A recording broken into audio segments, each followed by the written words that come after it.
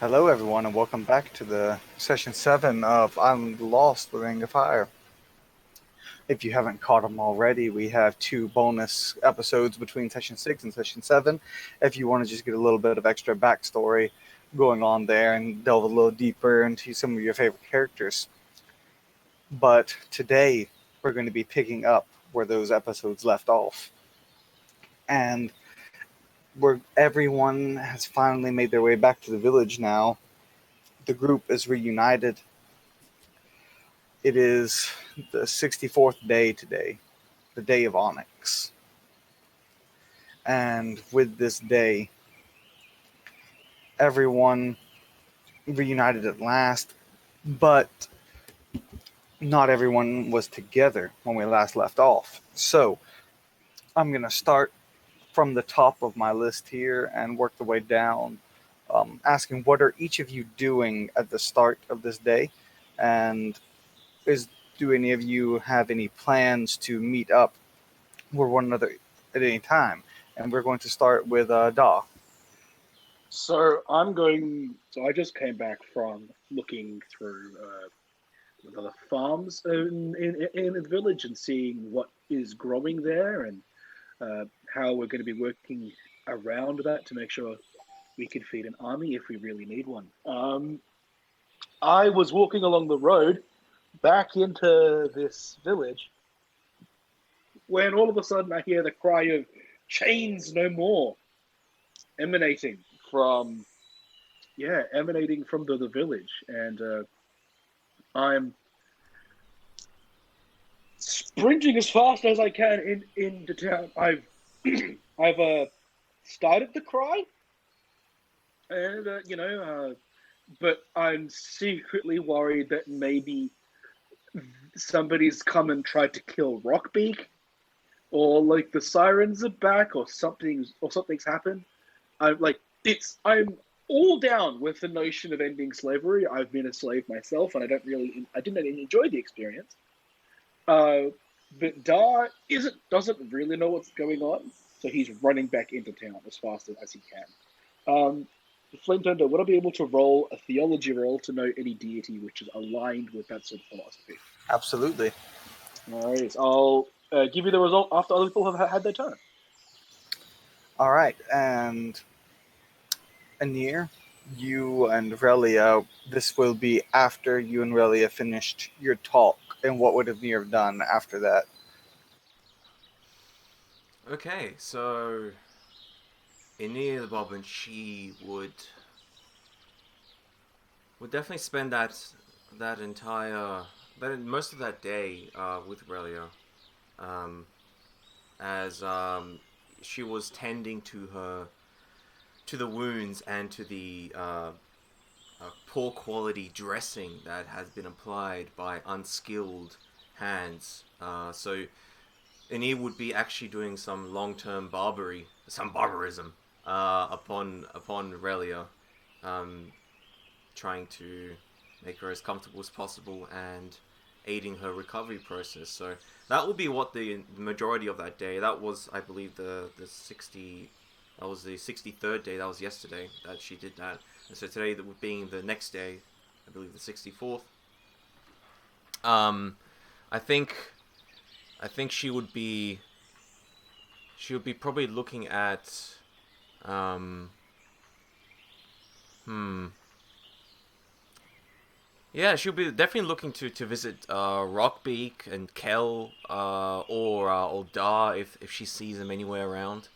But yeah, I can give you a role for that barber long term care style if you would like Um, flame tender later.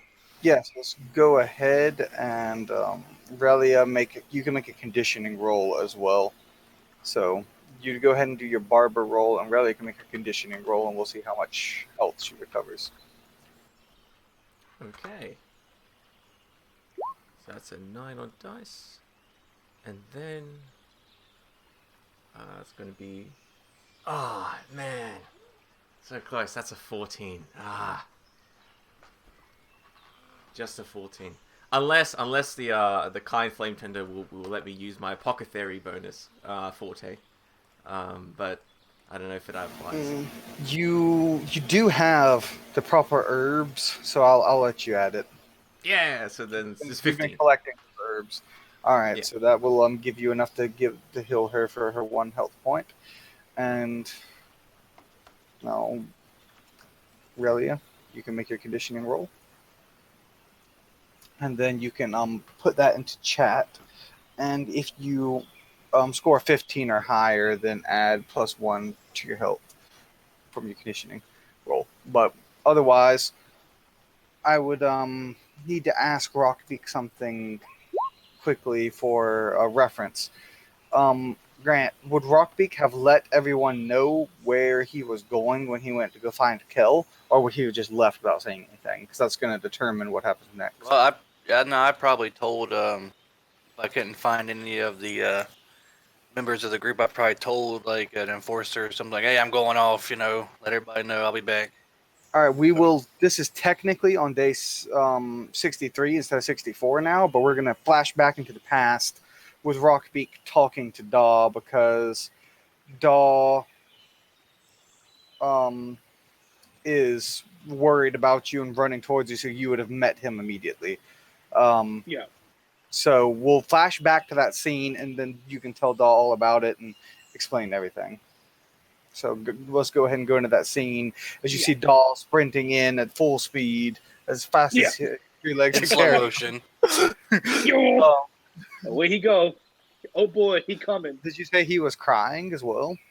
My character isn't like it's just like he's okay. I would say that he is confused and like a little bit like he's hoping for the best, kind of like he's not. I'm gonna say he's probably not crying. All right. So with that, I will let you guys take away the scene and let Rockbeak react to seeing his friend rushing down the street towards him. Yeah. Just also I got 15. Are there any gods or trolls which have a sort of affinity with the breaking of the breaking of chains and like being free from Well, oppression? you would know. Yes, you would. Judging by you've heard Rockbeak offhandedly mention his fate a few times before. He was never very vocal about it, but he did mention it offhandedly. And that combined with your theology, you can put 2 and 2 together, and you're pretty sure Rockbeak had something to do with what's going on. Okay, right. So I'm going to be like looking to find Rockpick, and when I see him, he can move a lot faster than me. So I'm just gonna be waving him down as I'm like kind of slowing to walk towards him, seeing that he's not in any immediate danger. Hey, what's the rush there, dog? You gonna sprain a root or something? Like, what is this uproar? Oh, that's nothing. I was just giving a speech and everybody liked it, so yeah, everything's fine. I mean, we're not getting invaded or nothing yet. Rockbeak, which god do you serve? I would. He's like walking up. He's confused about what is happening. Well, I mean, serve is it's a weird term, but and I pay service to Reshura, Okay. Yeah. Has Yeah, it clicked in, Reshura. has it clicked into place for me? As in, like, oh, okay, that's what's going on. That's what's happened. Yeah, so yeah, nothing going on here out of the ordinary, except for an uprising and no real direction of what the hell we're gonna do. But yeah, same old, same old. He like Dar's gonna let it like a long sigh of relief. He's gonna. It probably takes like 10 minutes. Yeah, in 10 minutes. It's just you scared me. Huh. as he kind of like he was tense, like he was holding his thing in both hands. So his weapon in both hands, and he's now a whole lot more calmer and a whole lot more composed. But he's still like, you can still see that there's something there. Like, he's not having a good time. But he's gonna kind of like, it looks like he wilts a little, and he's going to be taking just a minute to compose himself. But he's gonna then reach out his hand and place it on Rockbeak's shoulder and say, I care for you, Rockbeak. Do not come to harm. Rockbeak just looks at all of the iron plates riveted to his body and like, well, it's kind of late for that, friend. You know, I kind of came to harm a little while ago. But I get what you're saying. And you look kind of worse for wear. You need some water or something? Perk up your leaves or something? You know, you look kind of droopy. I can't find my charge. I cast. He then kind of stops and says, I tried to find my secret. I could not. That must be one hell of a secret, and even you can't find it. I mean, you know, I'm sorry. It's a joke. What are we looking for here? The lead siren. Oh, that's easy. They're probably in the Siren home planet or whatever. I mean, the home down there in the water or somewhere. I mean, where the Sirens live. And he's like, he kind of looks around, dejected. But he shrugs. He's like, and I'm going to be doing this in my real voice because in character it would take too long. But just so you know, Rockbeak, it may take. It may be boring for your character halfway along. So please be if you want to cut me off, feel free. And my character's going to say, have you ever failed in anything that is more important than yourself? Have you ever? After you. No, I was just gonna say, Rockbeak kind of just hangs his head and looks away, kind of ashamed. I have. And like he kind of squirms in place. He's like, I don't know what to do. I am too weak. I am too slow. And he kind of looks sad. I know the feeling, buddy. I mean, yeah, you're really slow, but I mean, you got heart. I mean, you helped me fight that big old ogre. I mean, most people ran, you saw that, but I mean, you got some spirit to you. And I mean, we'll find this acorn or whatever. I mean, there's plenty of acorns around here, but I know that one's special to you, so I'm sure we'll see the siren again, and then we'll just kill him and take it. Then again, I mean, you could always go out and start swimming. I don't think anybody wants to eat a tree, so I'm sure you can just swim without impunity, you know? So you would know this, Rockbeak. While I don't look delicious, I do still look partially edible. So I don't have the Freyan. Sorry, I don't have the awesome advantage that Ferrum get, where where they're just completely inedible.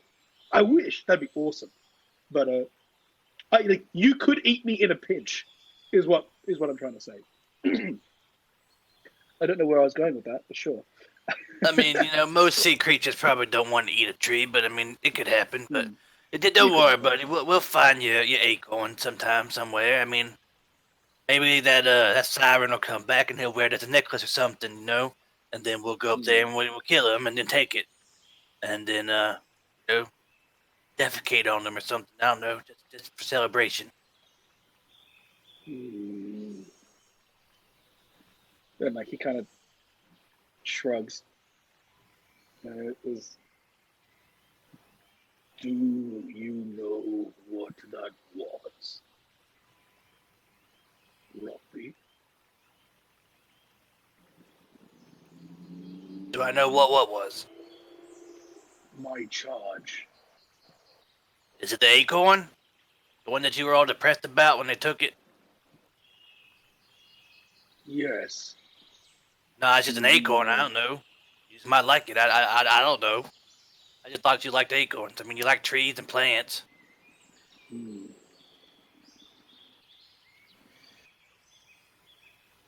It is. And like he looks uncomfortable. Like it is a secret, but Well, hold on, though. You probably shouldn't tell me if it's secret, then, buddy. That's what secrets. That's what secrets are. You don't tell people secrets. he looks at Rockbeak very intently. But I trust you.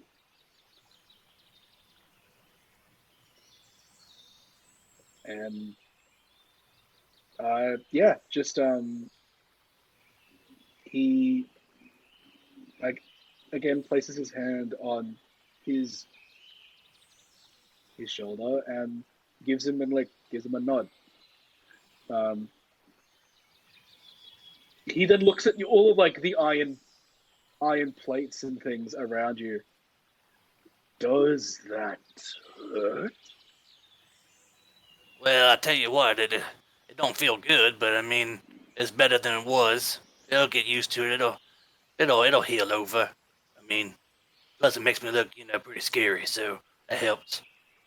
He then yeah, he kind of like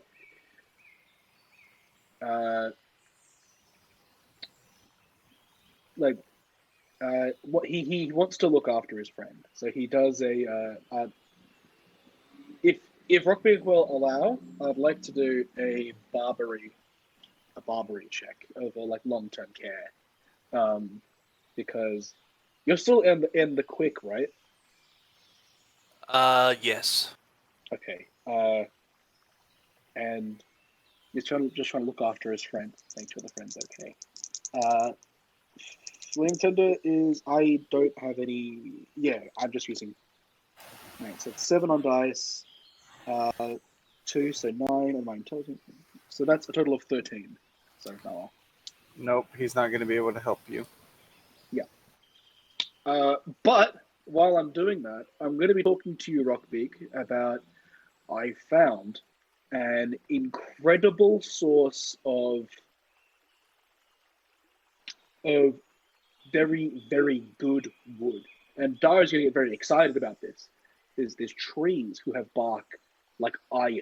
Like iron axes take days to cut one of these things down. If we turn them into shields, into weapons, it'll be absolutely brilliant. It'll take forever to carve and forever to work, but remember, we saw these slugs that could shape trees.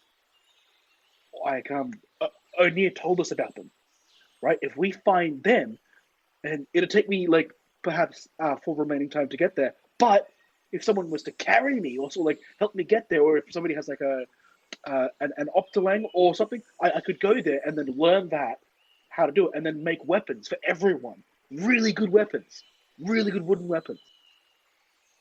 and like while he's working on you, he's going to be getting excited. So he's not going to be doing as good a job as Barbary as he could have. So he's kind of like cutting corners and like poking you in places where like he shouldn't be poking in a rush, because he is very excited about this thing which he's discovered. I mean that's a possibility, buddy. But you can get your finger out my eye socket there. I mean, it's gone, buddy. Nothing in there. Yeah. We can get the group together and discuss it. I mean, we got some time until the sirens come back, but not enough time. We always need And, more time. On the note of the trees as well, I would add that Rockbeak was intimately familiar with their toughness, as Oh yeah, in he the knows. first session he tried to chew through one. So, so Rockbeak is well aware of these things. 100%. I mean, if nothing else, the slugs could help us fight the sirens in some way. I mean, I know that Kel had an idea too about what to do, so we should probably just meet with everybody and have a discussion or something. But I mean, yeah, anything's possible, buddy. Just don't poke me in the eye socket no more, please. So, I it would be safe for me to go there. If I go to the oak tree, I can learn from grandfather. He can teach me to pass unseen. And he kind of looks like a little bit shifty. I will be safe when others would not be. Hey, I mean, whatever gets you going, buddy. I'm gonna nod. And yeah, my attempt at that's over. I guess.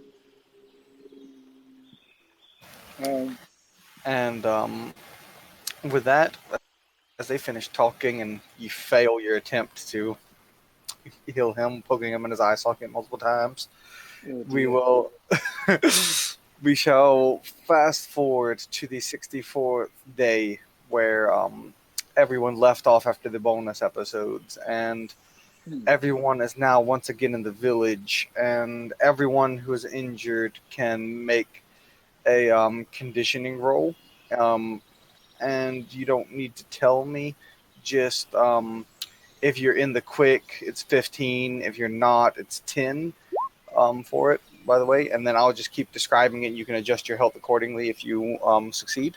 As we go to the next day, everyone is scattered about. It's going to be later in the evening, as after the return, Kel and Rockbeak were exhausted and needed rest after being up for nearly 24 hours in Rockbeak's case. Kel was up for around 18 hours straight, and most of that was spent marching. So they needed their rest. So it's going to be later in the evening, as they slept most of the day as they returned early morning. And with that, I will let let's see. I'll let Relia, who hasn't seen yet, take over and describe what she's doing this morning of the 64th day. Okay, how long's it been? Did I fast forward? This is a day after your talk with Anir. I'm probably well, did Rockbeak still want me to be training the people? As much as I could? Well, I mean, that's if they want to. They can do whatever they want now. So they can go around and just masturbate all day, kill each other, shit in the streets. I mean, it's just Alright, if they wanted in training, then I guess so. So Alright, I train them if they want it, and then other than that, I probably spend all my free time with Anir. All right. So most of the time, like literally, if I'm not training, then I try to be with her. Hmm. I guess I'd probably be with her right now.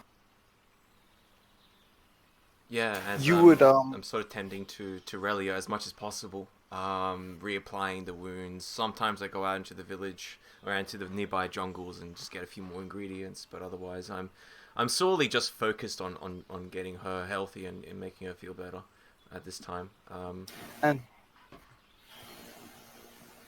Daw said you were going. Daw, you said you were going over to your grandfather tree again, correct? Yeah, it'd take me a while, but yes, that is a plan. All right, you could have done that and returned by now, because Oh, Rockbeak has been lovely. gone for over a day. So even with your horribly slow speed, even you could have made it there and back by now. And Lovely. we'll say that you're all you stumble across Relia and Anir chatting and Anir attending to her, and you'll see as you're approaching your friends, Vita, who you've all become somewhat acquainted with, Yes, the friend. yes, who is known as one of Kel's many lovers at this point, Yes. Oh dear. will approach your group and say, Oh dear. you knew that she left with Rockbeak to find Kel, and her being back is a sign that they have returned. She's walking up alone. It may stir worry in someone's heart. So if because she's approaching you alone, no Kel, no Rockbeak. Ooh. But And Dar is there with. So the scene is myself, Uni, Relia, and Dar. yes, Okay, so it just in this quick session, I sort of like we sort of catch up Dar very quickly, and I look over to you and I learn the story about what happened, and I kind of rub you, and I say, "It's so good that you're okay." When Relia Yeah, that's told fair. me, when Relia told me what happened, It's I couldn't believe it. But I saw you in the distance yesterday. You were helping up in the farms, and you saw you were you with a satyr? yes. Ah, that's maybe you could bring him. We need to bring them all to the volcano later. Apparently, something needs to be done there. All the satyrs. Why? Um, I don't know. I think it Why? is. I think. He Do you looks. remember? It is just like. Do you What? remember the huge the lizards which came for Kel about 2 days ago? Yes. I think they might be hungry or something. So we need to bring them Um. the satyrs, apparently. I just kind of look a bit annoyed. I kind of cross my arms, like, uh, looking around. It's going to be a lot of work. But they are people, Ogier. Yes, but yes. I kind of look a bit down. Why would we hurt them? Well, I'm not going to hurt them, but it's the monsters that are. If the monsters get hungry, then the monsters will come for us here. Uh, I don't know. That's what Kel like, asked me. But I I don't was know. gonna Maybe. roll my eyes. Oh, sorry, no, I don't roll my eyes. I don't have any. He gonna like look annoyed, perhaps a little dejected. Uh, but yeah, he's not very happy with Cal. Um, he's gonna kind of get down to your level. He's normally hunched over, but he's gonna like kneel down, so he can be one-on-one. And he's gonna ask you. You do know that killing is wrong. Yes, but it is not me that's going to be doing it. Nevertheless, you are allowing it to happen.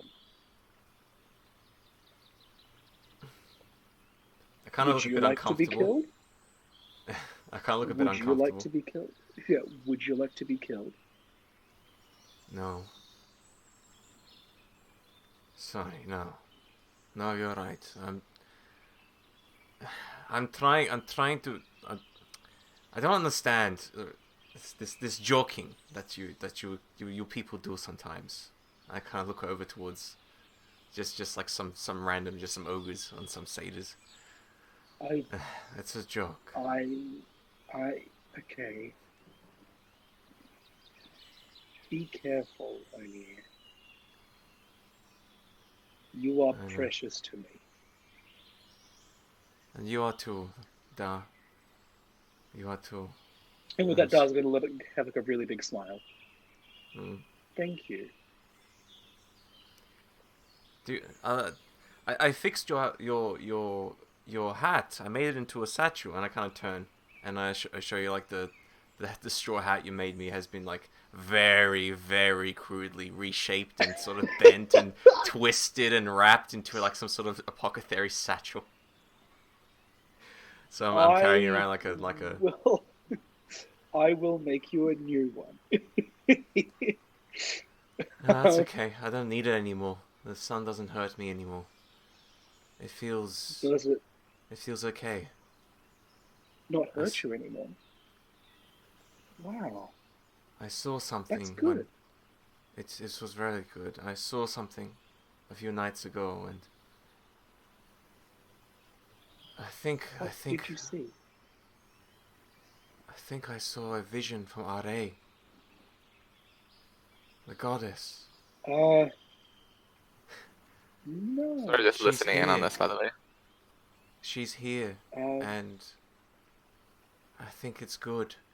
Finally, we have good things around us. Uh, As you sort of like, maybe that's when Fita comes. Probably. And then she'll walk up, interrupting this moment, looking a little upset. Oh, what? Uh, Kel? No. Uh, for any of you who have viewed the bonus episode, don't know why. There, excuse me. Yes, she'll walk up, looking a little upset, and look to the lot of you and just look to Relia directly and speak to her and Aziz and say, Kel is back. So is Rockbeak. They're fine. And she'll say with a harsh tone, and she's fully kitted out in her armor and weapon at this point as well. And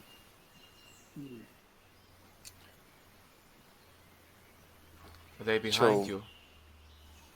no, Kel is at my home asleep, and or I think he is, maybe. I don't know what he's doing. And Rockbeak went over wherever Rockbeak lairs. You look very upset. Is there anything I can do for you? She thinks for a moment. You've heard Rockbeak's chant of Chains No More, didn't you? I nod. Do you agree with it? It is a fine notion. I heard it too. What does it mean?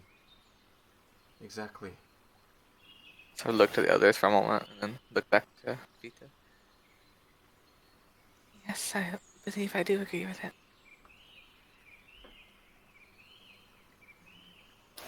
Good. then maybe the lot of you will help me if Kel won't. Again, I'm going to look very exasperated with my friend Kel. What happened? On this island, there's a brothel where the women are forced to work by a Frayeen named Shimo. I wish to end her. I've been waiting for the moment, and with no enforcers left to stop us, or no one to defend her behind powerful guards because of her status, she is vulnerable, and we now have a chance to live up to these words that Rockbeak has spoken of chains no more. And we can free these women from their chains, these Frayeen women even, that are being forced here. She kind of looks towards Relia as she says that, kind of like thinking like with a look that's kind of like, you know what I'm talking about, right? Basically, like looking to her for sympathy. You seem as if you've had some sort of personal trouble with this person.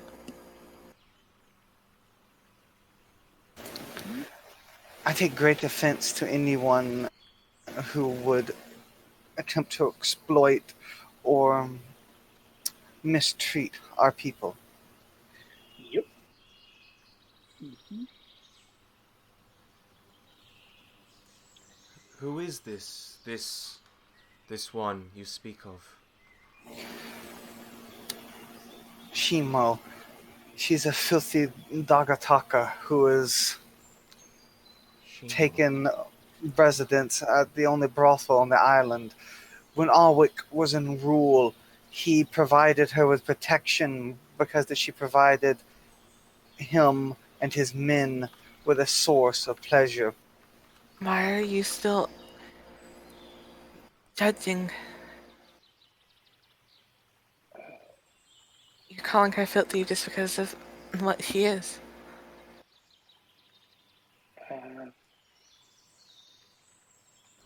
My character is gonna kind of like raise his hand and ask,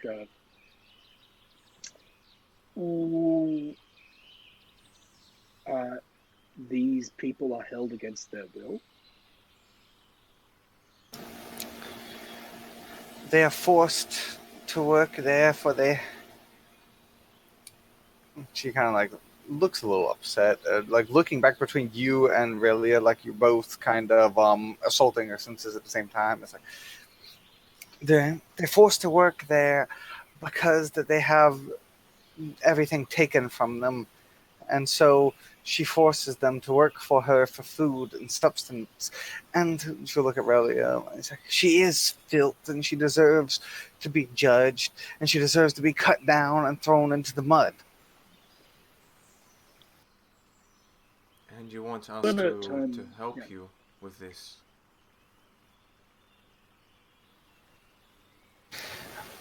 If you all believe in Rockbeak's words as he spoke them, then that's why I ask you to come to my aid with this. I'm gonna turn to O'Neill and say, sometimes killing isn't all that bad. Very seriously. But yeah, I don't know, man. I look confused a bit. Looking between you and this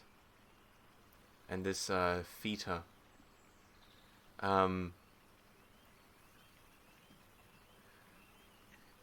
Yeah. I do not know if Aurelia is still recovering, and Da is also hurt from the attack of the ogre about 2 days ago. But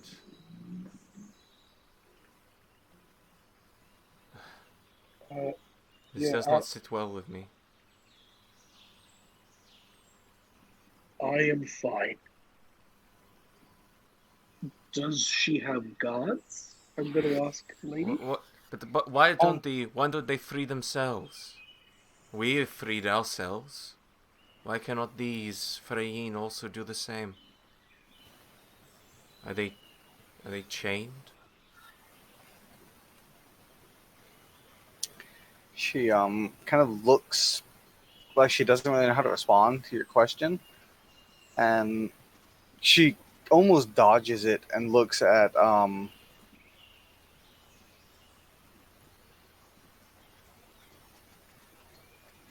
she almost dodges the question and kind of looks towards Daw, and will say and answer you instead because you just asked about the guards. She has one loyal to her yet, an ogress who has pledged her loyalty.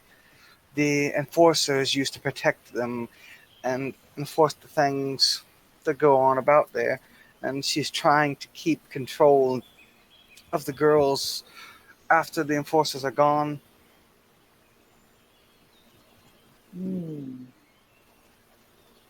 This is okay. I saw that she dodged O'Neill's question, right? Yeah. Like she basically, it looked like she pretty much didn't know how to answer, so she just tried to change the subject. Okay. Could I please roll? I don't think I'll use a prana. Actually, no, I will use a prana on this because it's been a day, so I have it back. Yeah. So I'm going to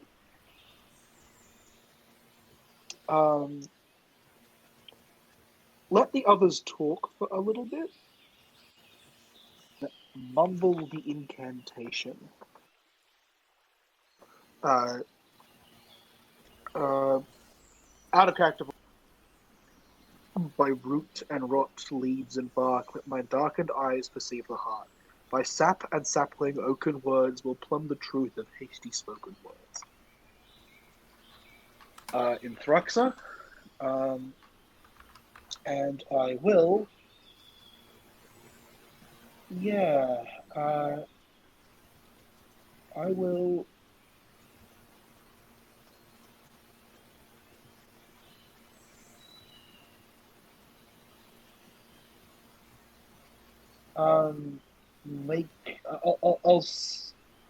So I'm going to attempt to surreptitiously move aside my mask to reveal the third eye, which is in my forehead, so I can have a good look at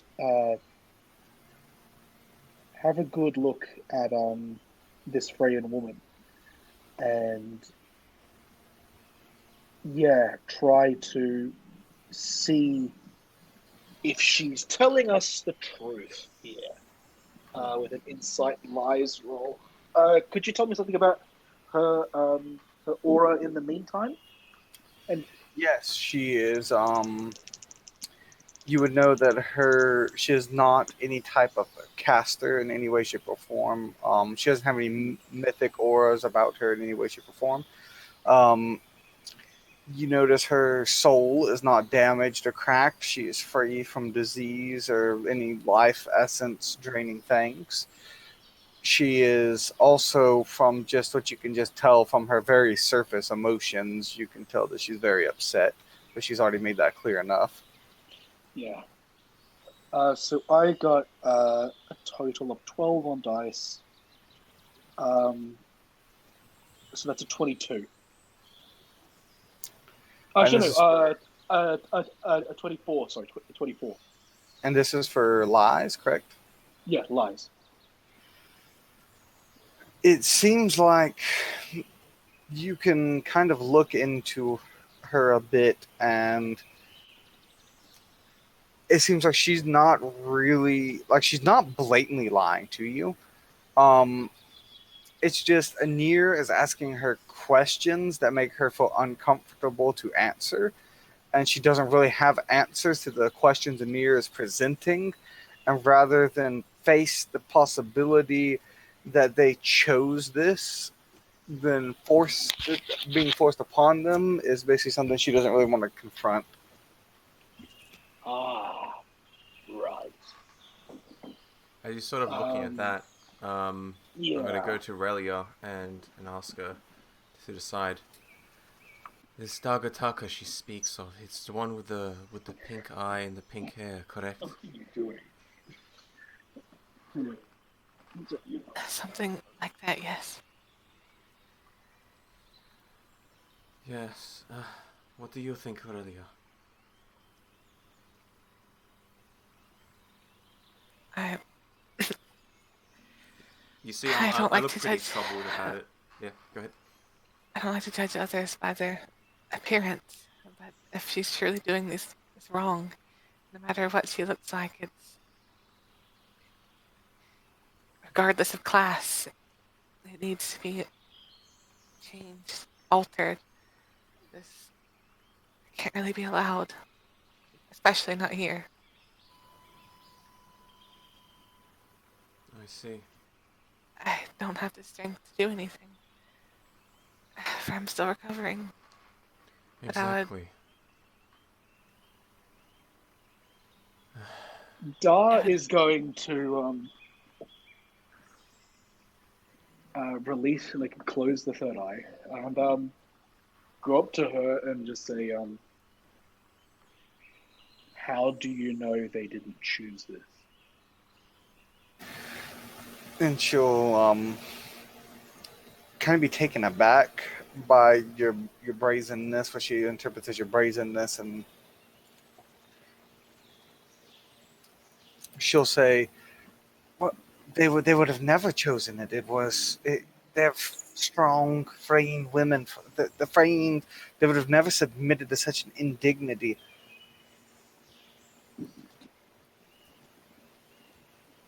How do you know? Because I know my people. I also know your people. Capable of many things.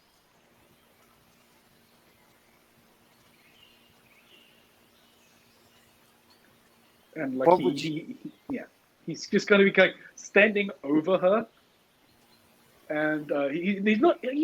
I guess he's sort of being a little bit a little bit intimidating with that last sentence, because he's remembering back to when like being held down as watching fire consume his grandfather and his eyes being plucked out by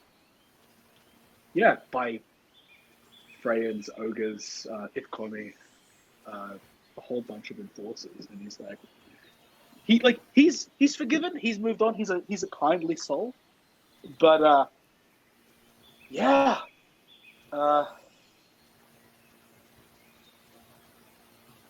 he like this whole this whole thing feels a little bit fishy. And as a note for Relia, you can tell by the way she's acting that her atatraxia is getting to be dangerously low at this point, and she's getting very upset very often, and she's very much losing her cool. For Relia, a note for Relia, and because of how much time Relia has spent around Freynes and being a Freyne herself, she knows the warning signs of low atatraxia.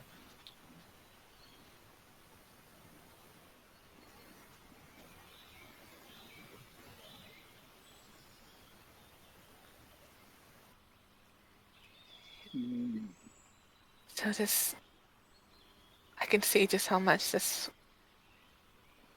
situation's bothering you. You look like you're falling apart.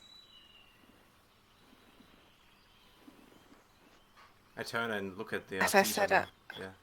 I'm too weak to really do anything right now. But as much as you want to avoid it, you are strong. And so is everyone on this island, I believe. Or else you'd be dead. I'm not sure what it drives you to not try directly to help these people. I would assume that it's fear. But you're not alone here. I'm sure that if you decided to come with her, Anira would help you. But you have to be willing to do something yourself. She'll go over to Relia and grab her hand, and hold it firmly and look her into the eyes and say, "We are kin. We are Fain. Together our people have accomplished a great many things, and together we will accomplish a great many more. Join me. Let's band together, and we won't be oppressed by these foul creatures on the islands. We won't be oppressed by those foul storm sharks. We won't be oppressed by any of it. We'll work together and we'll rise together, like our people have done in the past. We must band together." I then, as she's holding Relia's hand, I then slowly reach over with my clawed hand, and place it gently on Theta's forearm a bit, kind of to get her attention. As I look at her and I say, "Kel is also a Freyne. Why did he say no?" I kind of like At the mention of squint Kel's at her. name, she'll snatch her arm away from you and let Relia go. And it's like, "Kel is, he's not afraid. He always says it all the time. He's something different. Haven't you ever heard him say it?" As you'll see her upsetness become even stronger now that I'm talking about Kel. She's like really, like Relia will know that Kel in particular, she basically is positive that this relationship with Kel is probably what's cracking her ataraxia. She is known of Kel's ways, and Fita is definitely not strong enough to keep her calm with everything that's been going on lately. And on top of this, you can only assume that Kel has probably done something, well, for lack of a better term, I guess you could say something naughty, and and offended in some way. I'm sorry. I'm not there. I'm so sorry. So Kel, that has been very Oh, naughty. Okay. All right. Nice. Get with the fucking program, mate. All right. As you were. So yeah, I'm so sorry. basically, you could be fairly certain that Kel has done something he probably shouldn't have done, and it is probably almost definitely been the cause for a lot of anguish to her, and that's combined with other problems such as this brothel going on, and now she's pretty much being assaulted from all sides about people questioning her motives and questioning her beliefs, and it's definitely all weighing on her. This combined with your high insight and your intimate knowledge of Freyines would get you a pretty great insight into this whole situation. I'm gonna approach her as she pulled away from me. I'm sort of staring at. Oh, we really just jumped in. I'm sort of staring at Fita a bit like, I don't know, a bit annoyed, a little bit standoffish, but holding my ground, just like watching her squinting. Go ahead, really. I just approach her and I have seeing how one of my arms is still not in working order. I place my good hand on her shoulder.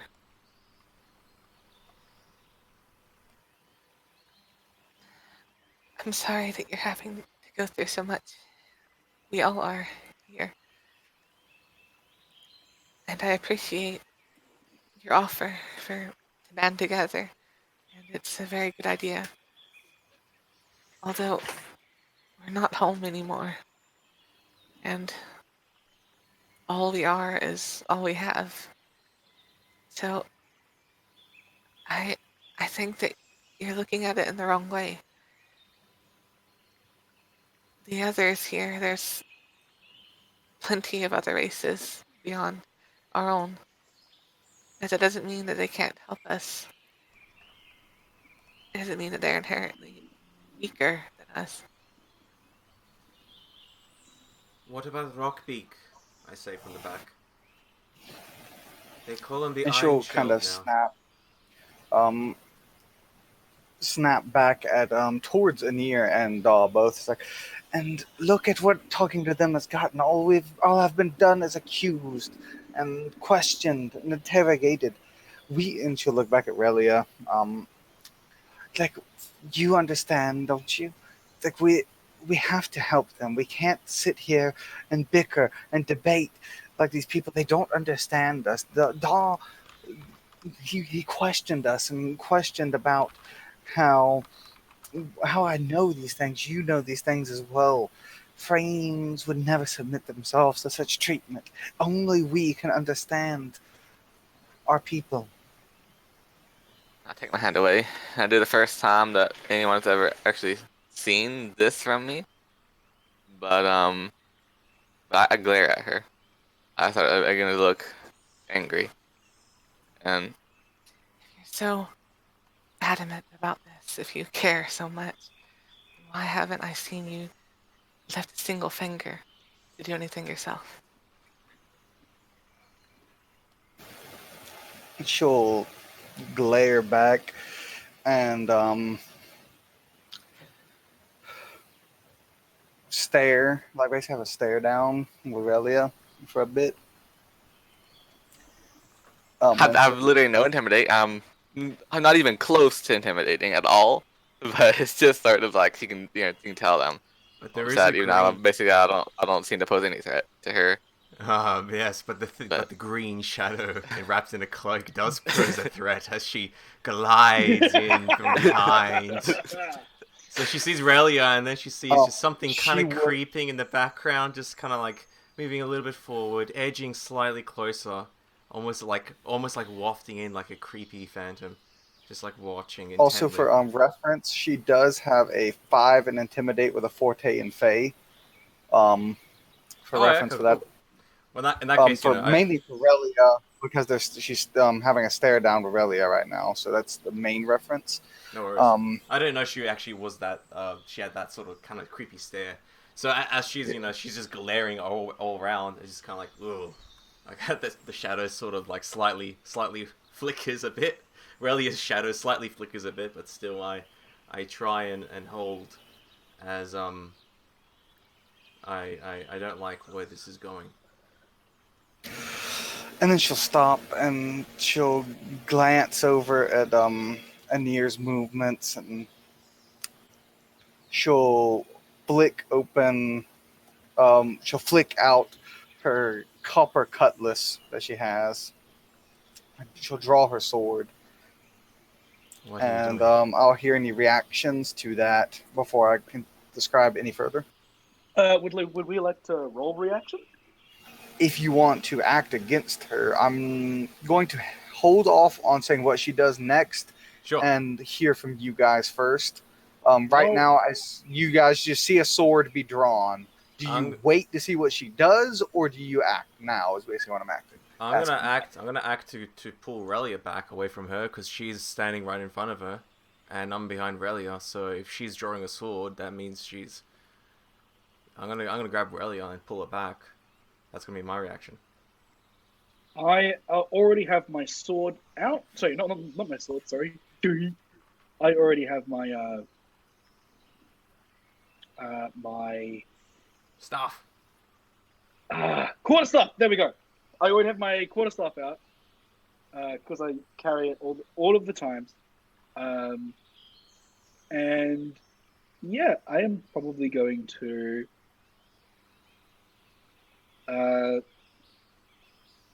Yeah, I'm probably going to. Yeah, I guess get ready to clock a one. Non-lethal damage. So you're going to make an attack, or you're going to just assume an aggressive stance. I will be assuming an aggressive stance. I All right, but believe not actually attacking. I am not actually attacking right this very second. All right. So she will whip her sword out, and Relia, you get pulled back by Nier. Would you have any further reactions you want to describe before I can continue? No, I'm just kind of like a little bit surprised, a little by this sudden being pulled back. But other than that, I don't do anything particularly. I hiss And at her. What's he doing? if you want to see me do something, then fine, you can see it. And she'll march off, sword in hand. Just a spike of adrenaline pumping as I'm looking at Raleigh, looking at Dar. What is wrong with her? She's lost her mind. We should stop her. My teeth are chattering. Why? She will do something she will regret. I look back at Nier. I place my hand on your face. She threatened us. She threatened Aurelia. I think, at least. Yes. Watch over her and as she goes to make sure that no one gets hurt. I would do it myself, but I'm unable. We need everyone we can have right now. It sounds to me this guard is going to be a very important asset to us. I'm still gritting my teeth, but as you're asking me that, my face does soften as you ask that. I sigh, and I look towards the direction where she's storming off to. What are you doing, Dar?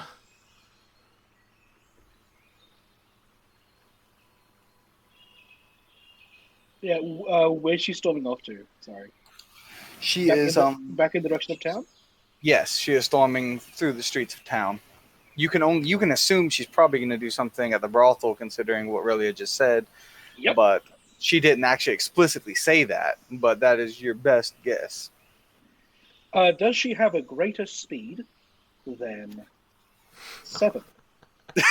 Yes, she has a 17 in speed, Right. and she is going pretty fast. She's not sprinting, but she is making some ground. Well, I will be unable to catch up. So, I will, I guess, move slowly and carefully, as that is my only option, in her general direction. I don't know, man. This character's really hard to play. I go to as Dar the speaking tree begins to lumber slowly towards that direction. Yeah. I can imagine his feet turn into roots, and he just slowly claws across the ground. He doesn't actually walk. He just moves like a tree. I go to Relia and I say, Relia, do you know where her homestead is? Where her lair is? Would I know this? She would not have told anyone in the group except Kel, but you would also know that Rockbeak knows as well. Rockbeak and Kel are the only people that know, unless one of them would have shared it with the group for some reason. I would have told the group where I've been staying. That would just Okay. Makes sense. All right, there you go. So, yep, you know where she is. She lives. All right, and is that so? She's heading towards the center of town, I assume. Is her homestead also in that direction, or is it in another direction? Yes, her homestead is in that direction. Yes, it well. is. All right, so quickly thinking, I'm going to then bound off with a prestigious 25 in speed with a forte Fuck you! in running. Just as you're about to bound off, Yeah. I stop you. I kind of I skid, quickly and the before you dust from the grab- road just kind of skids everywhere in all directions. I had to stop. What?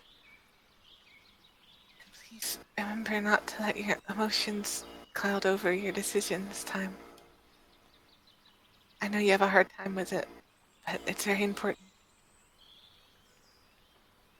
I run back to her. I run back to Relia. I grab her good hand attached to the good arm, and I sort of nuzzle it, and then turn, I nod, and I turn, and then I don't lose much time as I then pound Yeah, again. yeah, you just zip past me back and Overtake forth. you again. Overtake Dar, the speaking tree again. I smile at Anir as he runs off. I just smile. As I run On your past left. you, Dar, I say, "Hold this for me," and on one of your gnarled back roots, I hang the satchel of apothecary gear. Sure, yeah, no, that works. As that will slow me down, and that won't slow you down any much more. So like you've got. Oh no, it does. I have a -1 strength. Oh, and not gonna make a big difference. So anyway, I do that, and There's not much difference between 7 and 0. that's right. So avoiding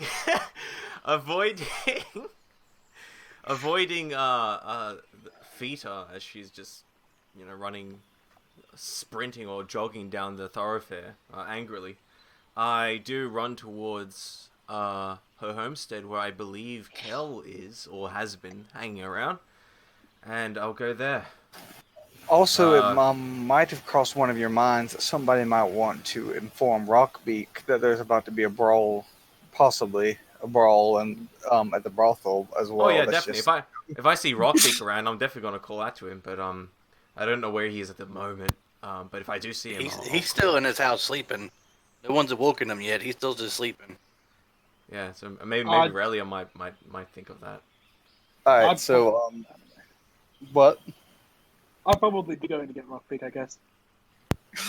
All right, so we will hand the scene over to Kel as he describes what he is doing when Anir runs up here.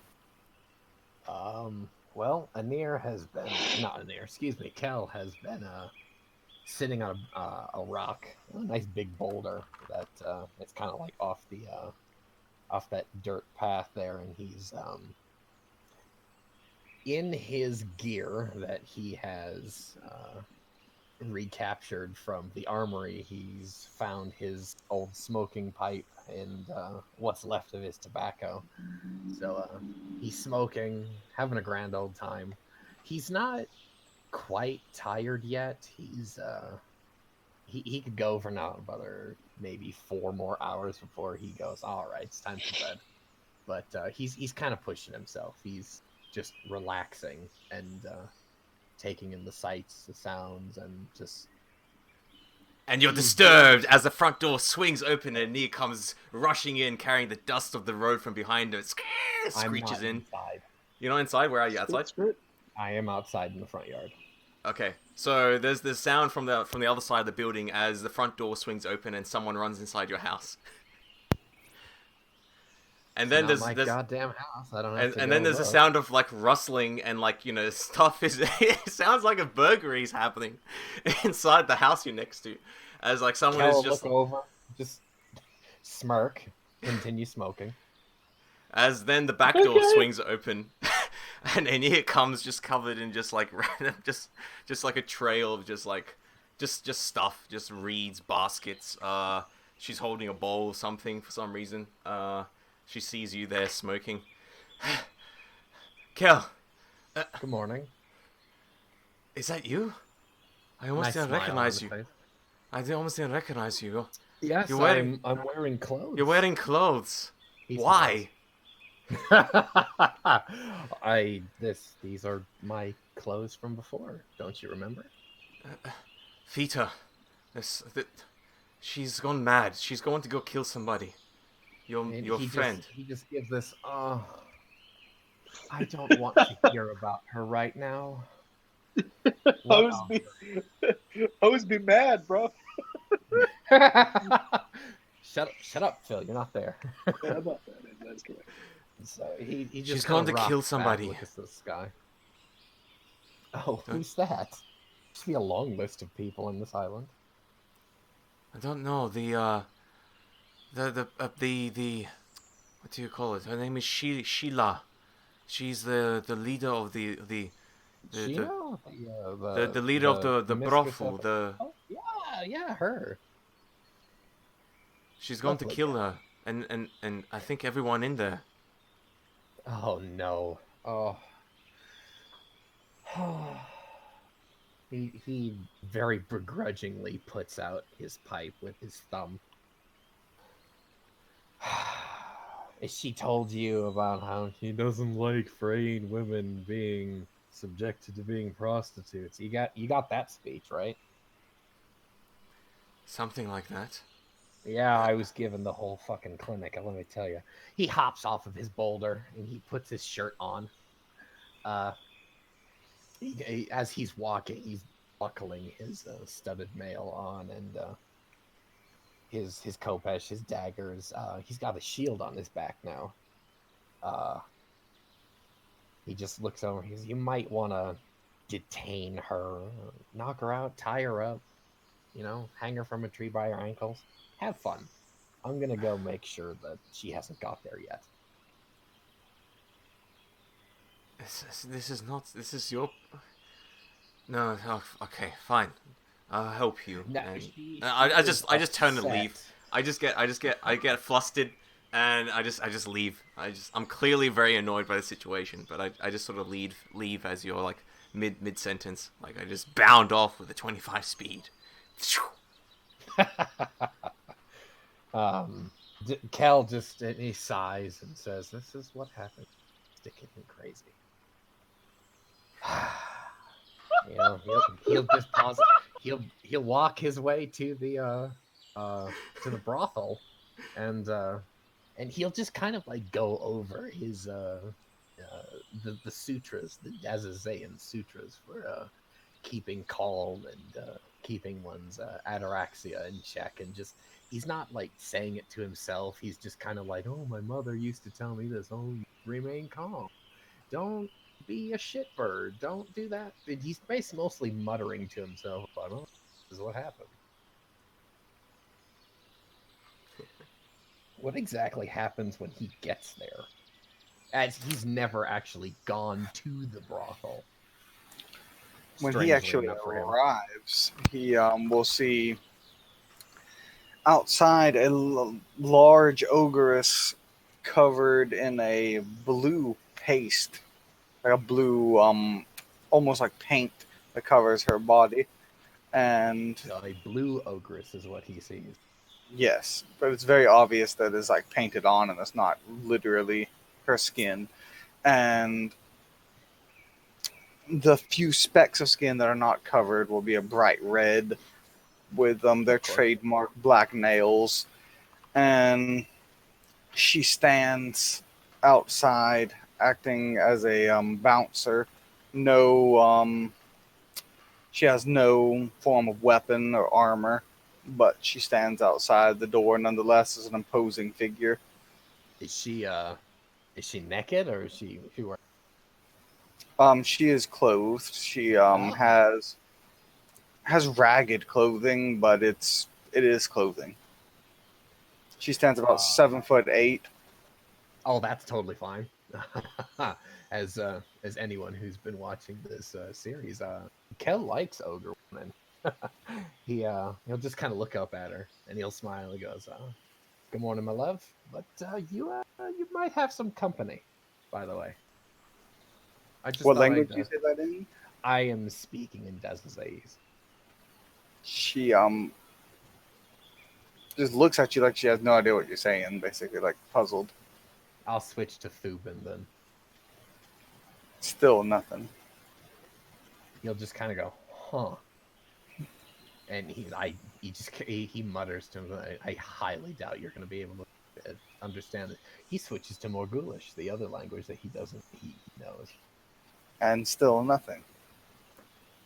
He cocks an eyebrow and says, back in Dezazays, he's like, "How exactly do you talk to your clientele?" He's being playful, but maybe a little sarcastic at the same time. Still looking at him, speaking at him these various languages that she apparently doesn't understand. She'll speak back at him in a language that he is all too familiar with as being Moolish, the tongue of the ogres that he's heard spoken many times. Yeah, But okay. He won't quite understand what she says at him, but she'll say a few words, like a brief sentence. I'll just look back and say, kind of like give the body language impression that I know what your language you're speaking, but I can't form words in my mind to have meaning. I'll just kind of like point to the door and be like, "Can I go inside?"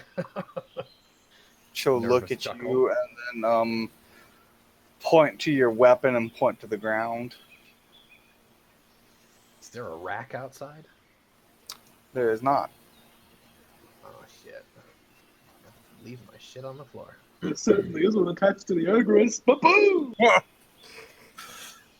But yes, there is no rack like that because normally people with weapons were prohibited on the island before that's Rockbeak's right. uprising. Yeah, so there's no accommodations made for such things, being only a few days after the rebellion.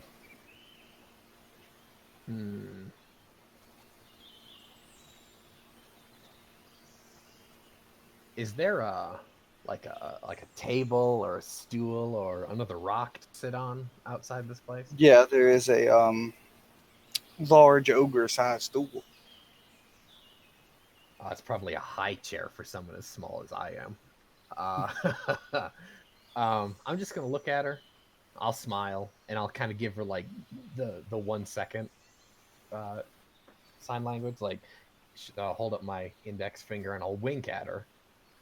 And I'm gonna go sit down on that rock, and I'm gonna light my pipe again, and I'm just gonna watch the road. And then we will. Was Relia doing anything in particular before I go on? Because I know Daw is trying to get to Rockbeak as fast as he can. Would I happen to know what Rockbeak is doing right now? Like, I'm not gonna be able to make it probably to or especially not do anything over there with everything going on with Fita. So, but I guess I could go and be checking out Rockbeak. Yeah, you know, she said that Rockbeak was back and that he was in his home. So I guess I'll go check on him then. While he's much simpler to get to. and I'll be letting him know that what's going on and whatnot. counting your penalties from the quick, what is your speed at? My speed is 14, I think, with the penalty. All right, so even you are double Daw's speed, and Daw will be passed on the road again Wow, okay, great. by another one of his companions as Relia goes past him, and it is not too long before you arrive at Rockbeak's abode. As I pass by my dog, I'm gonna sort of like rub him a little and I nod to him, almost like I'm encouraging him to go on, and then I'll continue. I'll continue going. Dar is breathing heavily, like he's going as fast as he can, and he's You're doing not very having a well. good time. I'll say, You're doing very well. Just keep it up. I know you're trying your hardest. Thank you. I'll just slightly He smile looks and appreciative. kind of rub your head a little, and then continue on to Rockbeak's house.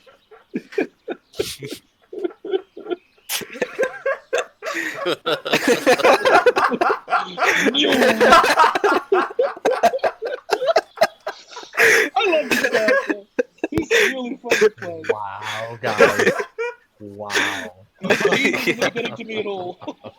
Oh, my God. Fantastic. That's really good. Alright. Then, with that, Relia will make it to Rockbeak's home. Previously, the Sheriff Alwig's home, now occupied by none other than Rockbeak, the Iron Shield. As Relia approaches this opulent building, Rockbeak has claimed for his own. As he rightly deserves. I'll be searching around his abode for him. You hear fierce snoring before you even get there, so not that hard to find him. I'm gonna go in. You just curl up in the corner. Sound like a giant's walking through the island. He would have a bed if he wanted one. Well, he's curled up on his bed. Is there anything Obviously, inclusive? yeah, Anything you you did can the like shell. like a stick or something that can give me some distance around here in this room? Yes, there is just His like a spear's broom, propped up on the wall too. just like a makeshift broom. I get the broom and I turn it like so it's like the handle facing, like kind of gently kind of poke him with the handle. I'm doing this because that I don't want to get bit from him waking up, so I'm gonna poke him a little with the broom handle. All right, you hear ah, and you see a neck snap out, and it bites the freaking handle off, and then you see this turtle spring forth from this rock, and hop up on the bed. It's like, you ain't taking me alive. Oh, hey, what's going on there? I drop the remnants of this broom. Rubs his sleep from his eye and spits out some splinters. Good morning, Rockbeak. His yawns. Ugh. Yeah, I must have overslept. I was exhausted. He just hops down from the bed. You've only been asleep for Stretches. like 2 or 3 hours at this point. Why do I still feel tired though? As he yawns again.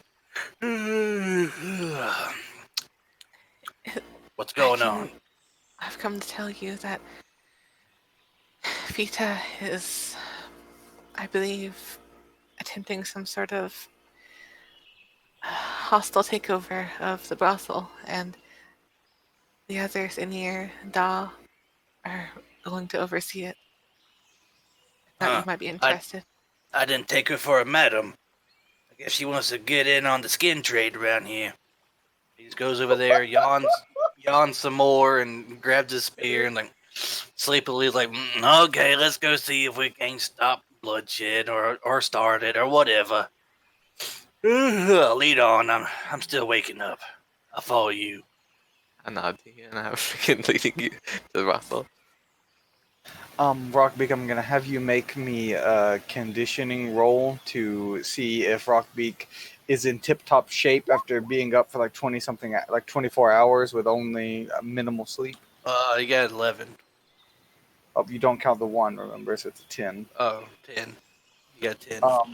Yeah, I'll give it to him. Technically he got a 8. Because since he's in the quick. All right. So he is probably not doing too good. Yeah, he's like half asleep right now. Kind of stumbling, falling asleep. Yeah, so I'll give him yawning. a negative 1 to his rolls until he can get some proper Yawning every minute. He's just yawning. Sometimes every I'll try to seconds. help him walk. It's like a cripple leading a cripple, but I'm gonna try to help him walk. It's like, no, come on, I'm not that old yet. I can walk as he stumbles and rubs sleep out of his one good eye. I know, but I don't want you to fall down. You're very sleepy. At least allow me to help you until you wake up. If it'll make you feel better, sure you can help me.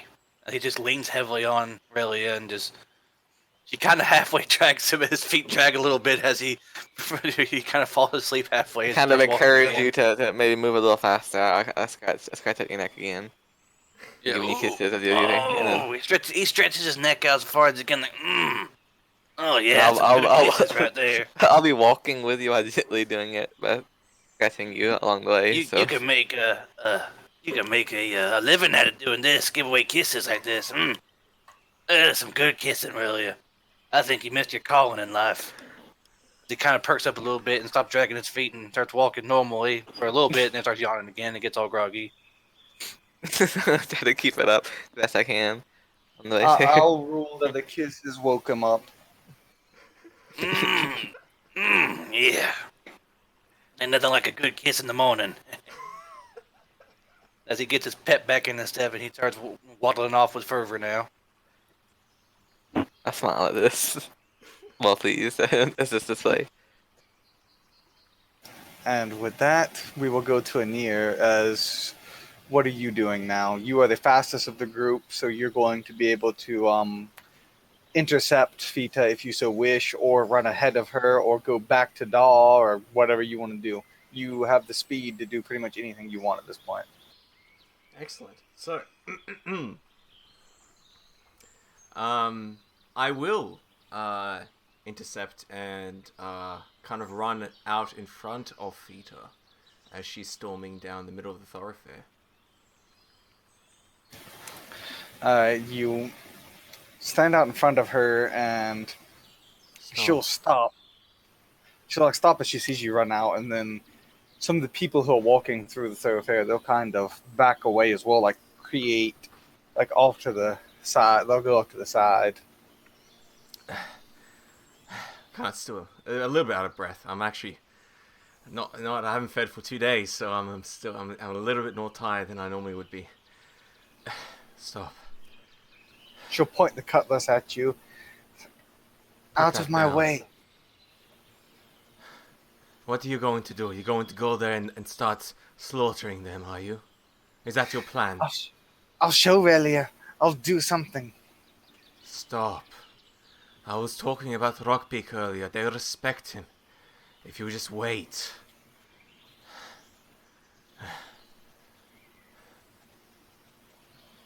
I'm going to Make a diplomacy roll for me. See if you can calm her down at all. Absolutely.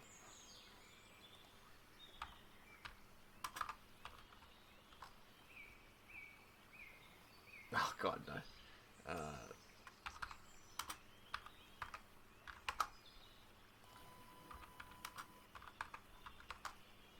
Excuse me. That's a 1 and a 7. So that's gonna be 7. No, that's only a 10 total. That's just a 10 total. Just stop. You're getting too angry, and you look stupid. I say, attempting to be diplomatic. Well done. You master diplomat right there. Holy That's shit. that's a 10 on diplomacy. That's right there. She'll Wars are prevented with that line. Great. She Just will sit down. stare down and Meditation fee, because she's intimidating. she'll continue to point the cutlass at you, and she'll attempt intimidation. Sure. All right. I'll Um, take into my account my racial non-bonus. and she'll get 7, a not bad. big fat 12. Ooh, it's Double gonna be, twos on a roll, literally it's- so close to critical failure. All right, it's gonna be so, close for me. Let's see your but, response. I got a 9. I'm gonna be adding mine. I got a 9. It's gonna be 12. Oh, I got a 14. No, I got a 12, including my negative. I'll say defenders win ties, and Okay. so you are resistant to her cower attempt. just, she says- just. Yep.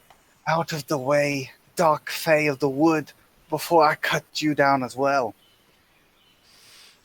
And you know what I am. I- I'm surprised you should even speak to I'm- me.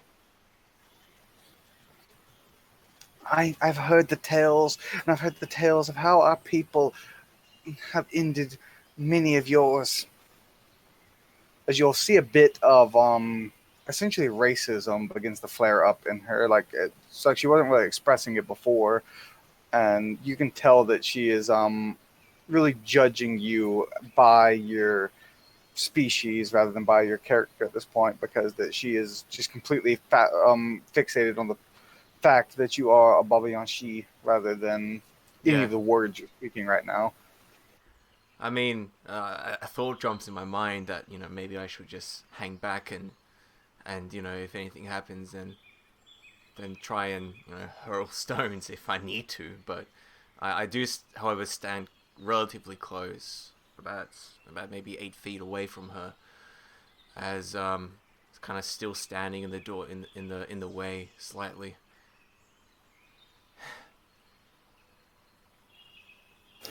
Just kind of like watching her, eyeing her. And she'll eye you as she slowly walks past. Sword continued to be pointed your way. As far off down the road, you'll see Daw slowly making his approach, but he's not going to get here by the time she leaves, though. But you see him down at the end of the road. He's finally making progress. And All right.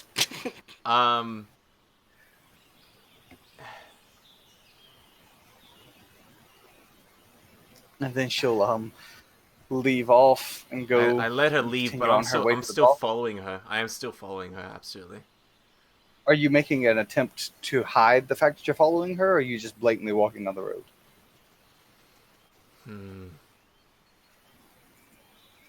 I will attempt to be concealed. I'll attempt to be stealthy about it.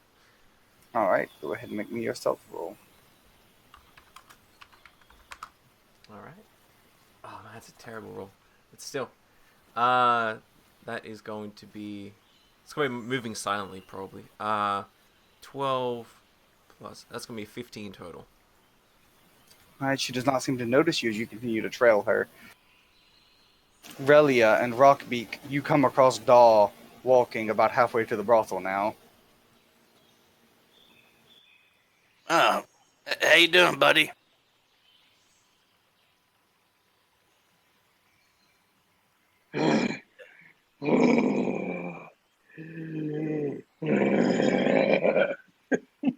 That good, huh? Yeah. He's Keep up the good really- work.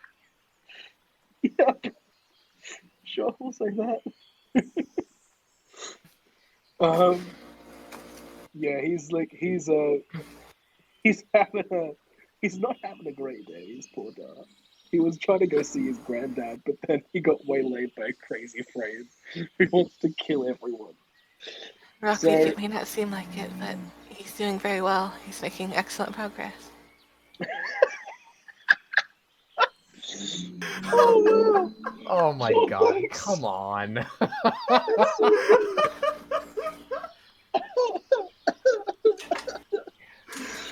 You know, it's normally my job to be mean to Don. You guys are just making up for it for me.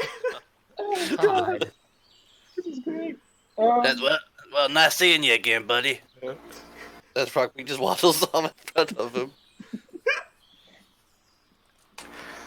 I'll kind of do like another little like encouraging nod to you and give you like a gentle smile, and then continue on, kind of showing you can do it.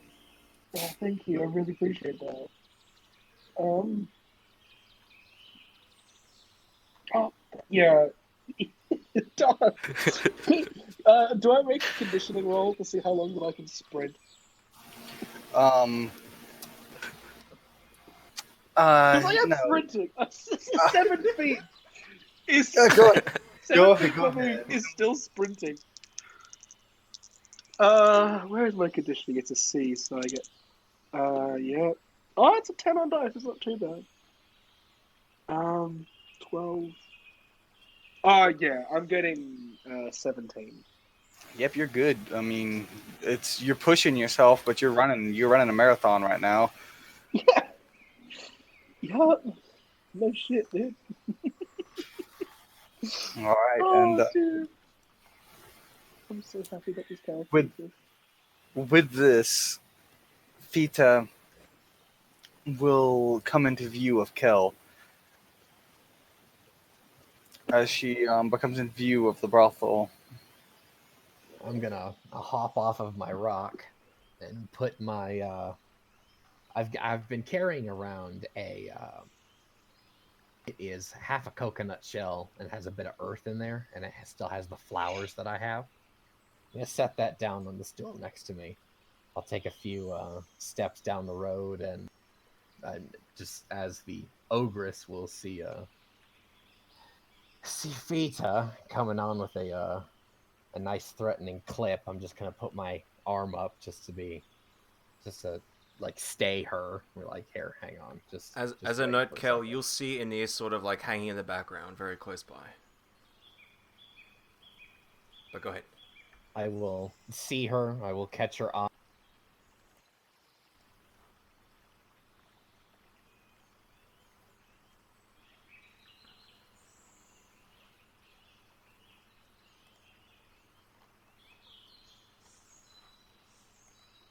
Bad me ugly, middle of the street standoff.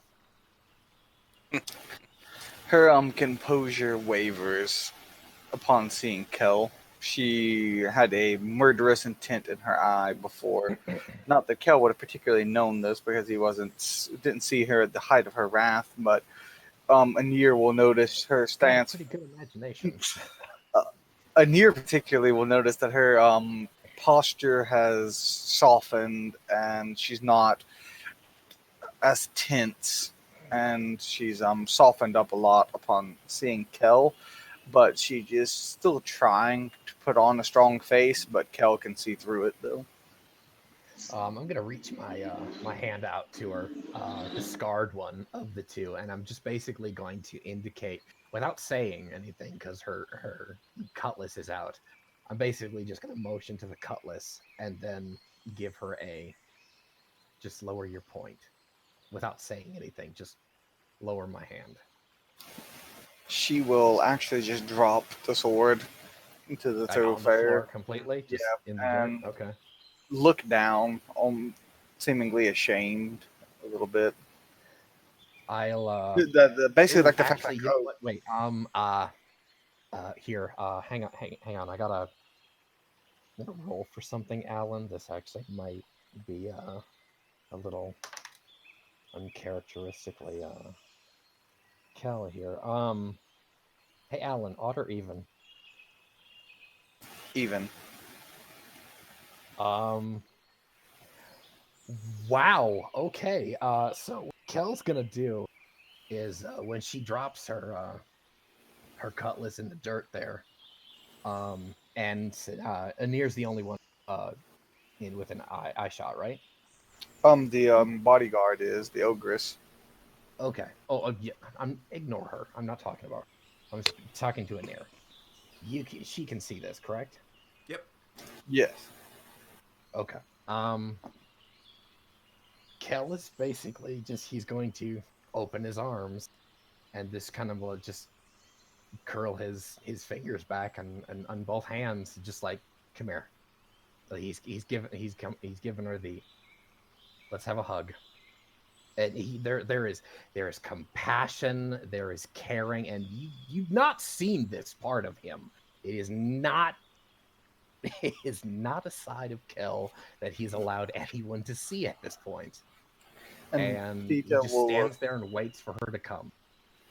she'll look ashamed of herself, basically kind of like snapping out of her rage. Basically, Kel pretty much made her realize the sight of him, whether he intended to or not, made her realize what exactly she was doing. And then seeing him do this, her face will actually glow a bit, and she'll go towards him slowly and embrace him. Yeah, Kel will pull her into a bear hug. He'll run his scarred hand through her hair and just kind of like with the his fingertips, he'll because I'm assuming she's just gonna start crying here in a few months. He's just gonna massage the back of her head with his fingertips, and he'll just be like, "Shh, it's all right. Just let it out." She'll I'll catch Anir's eye, and then I'll give her the index finger one moment sign here, and I'll stand there with her. As you see Ania, she's looking at you, and she's kind of like, she's got a bit of like a scowl on her face. It's kind of hard to tell exactly what that means, but she looks at you, she nods, and she looks away. She looks down the road towards the lumbering the lumbering tree in the distance that's just running down the thoroughfare slowly. The great plume Going of all out, dust. buddy. Yeah, the great plume of dust in the distance. and she'll see Rockbeak and Relia are actually ahead of him at this point. Yeah. They won't be long until they arrive. I do steal some glances at yards down the way. Yeah. They'll just walk on scene of, I suppose, somewhat of a romantic scene of Kel giving his most recent lover a very long hug. Yeah, but you'll walk up upon Kel embracing her with her weeping softly into Kel's chest. Dar is going to make a very loud, drawn out. Oh. as he's Kel will look up and he'll give him an evil look, but he'll be smiling while he does that, and he'll just mouth the words as he's shit and die. yeah, He yeah. doesn't that's say fair. he mouths it to you. He mouths it to So- me. Oh, yeah. Rockbeak just looks confused. Like, most Freyens I know, that's not how they kill people. This isn't mass murder, but This isn't murder. I mean, What I can say, this is actually pretty sweet. I'll shoot a dirty look again, another sarcastic, dirty look at Don. I said, "There's no bloodshed yet." And you can tell he's fucking with it now. And I'll continue to whisper like nice, sweet things into Vita's ear. I walk up to Relia, Rockbeak, and kind of a bit exasperated. Well, there's nothing going on here now. It's been said that Kel has his mate under control now. Do I approaching hear and start her rubbing say it. that? Yeah, heard you hear it off in the distance quietly, but I rub your head gently, by the way. Seeing that you're exasperated. I sort of let you do that as I'm. You may have worked yourself too hard. That's fine. I'm okay. I smile at you. You and Rockbeak still look really bad. I'm sorry I re-woke you, Rockbeak. Oh, Da. Are you okay? Yeah. I kind of gather Anir and Daw up and kind of like keep them there, kind of like as if kind of motioning them to kind of rest for a minute, and it's like don't move and just rest, and just kind of calm down and Yeah. from all the work that's been going on, and then I suppose we'll watch Kel finish up with what he's doing. Yeah, we just sort of sit in the corner, like amongst some like palm reeds and some broken bits of crates or something out in the thoroughfare. Maybe like an old wagon or a cart. Just sort of hanging around and just occasionally glancing towards Kel and seeing everything is okay here.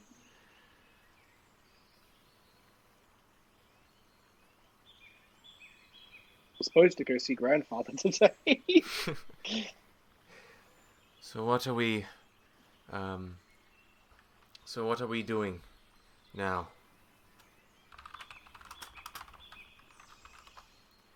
What is the plan now that what has happened and we are slowly resting, slowly regaining our strength? Well,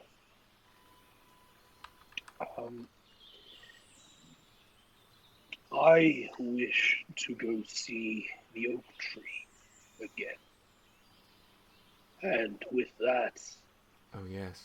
I wish to learn something from it, which would mean that I could go and find the slug people safely. Oh, that's right. Exactly. It's been such a crazy 3 days. We forgot about them.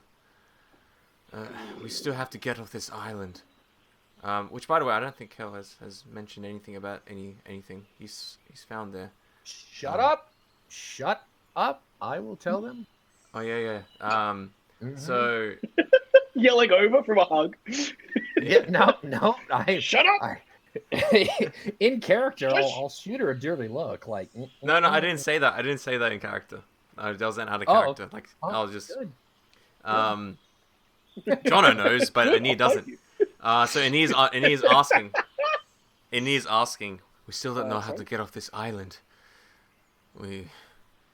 Now that we are free, but and I know that there are going to be some sirens which are going to be coming soon. In the next cycle, in the 45th day, I believe. We need to make a plan. Now's From a over better time the as ever. street. Yeah, from over in the street, Kel is indeed listening. He's looking at you guys. He'll just nod, like he's not part of the conversation, but he's agreeing with it. I glance over and- and nod, but then turn back to the others. I'm gonna see if I can catch Da's eye. I don't have any. Oh, well, shit. Okay, so he can. Oh, I keep forgetting that you're blind, and Rockbeak only has one good eye. Never mind. You're forgiven. Yeah, Okay. no, you can get my attention. So, Sure. look. Oh, there's your character. Thank you. He does have fucking eye sockets. All right. Back in character. Kel will just he'll stay there, Fita, and he'll stay there as long as she needs, and that's fine. And he'll just be like, "Da, I have." He'll kind of like choose his words, like it's kind of weird to him, like it's not his custom to say the sentence. I have a present for you. I like presents.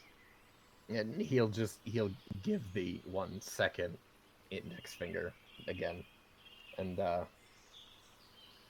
he'll catch Relia's eye for a few moments, and he'll just kind of give her a reassuring, "It's gonna be okay" look.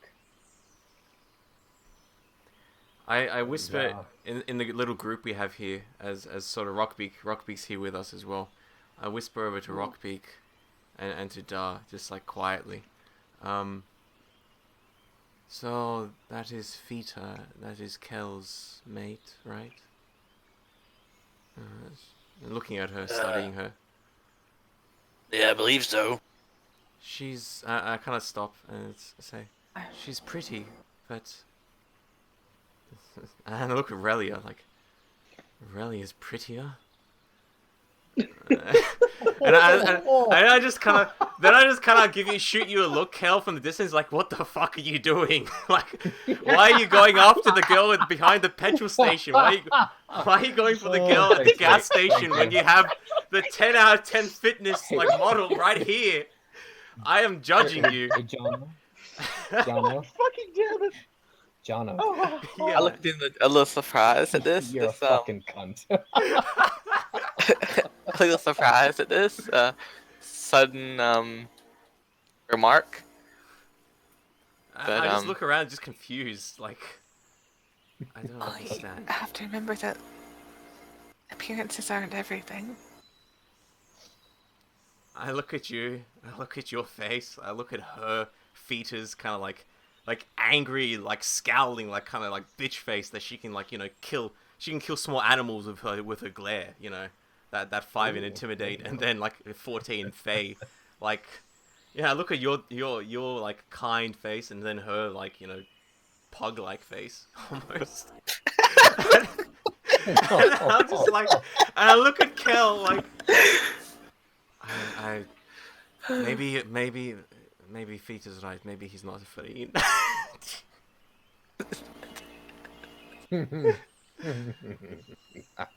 he's clearly confused.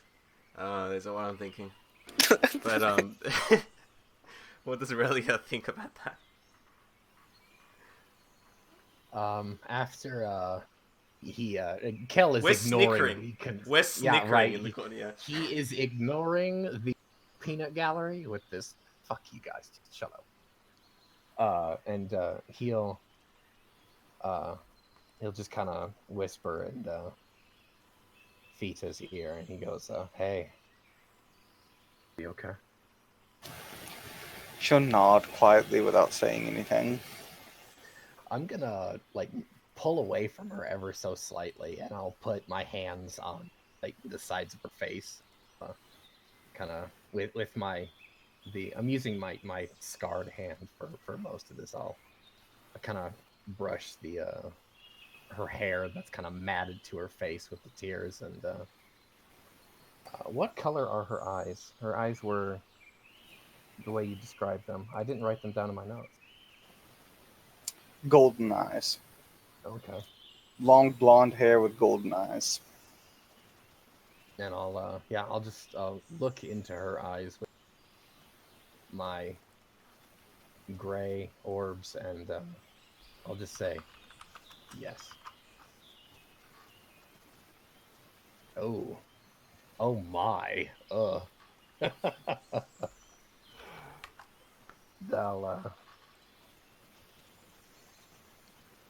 just kind of hold it there and just let the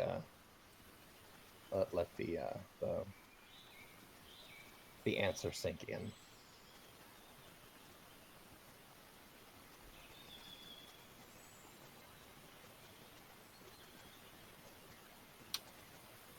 She will stare back at you,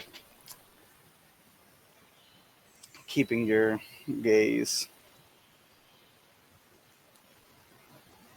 And then, after a bit, she will slowly attempt to turn away from you. I'm going home. Yes, I think you better had. You should probably rest. I'll come visit you later. She'll go over to her sword that's now covered in mud in the thoroughfare, pick it up,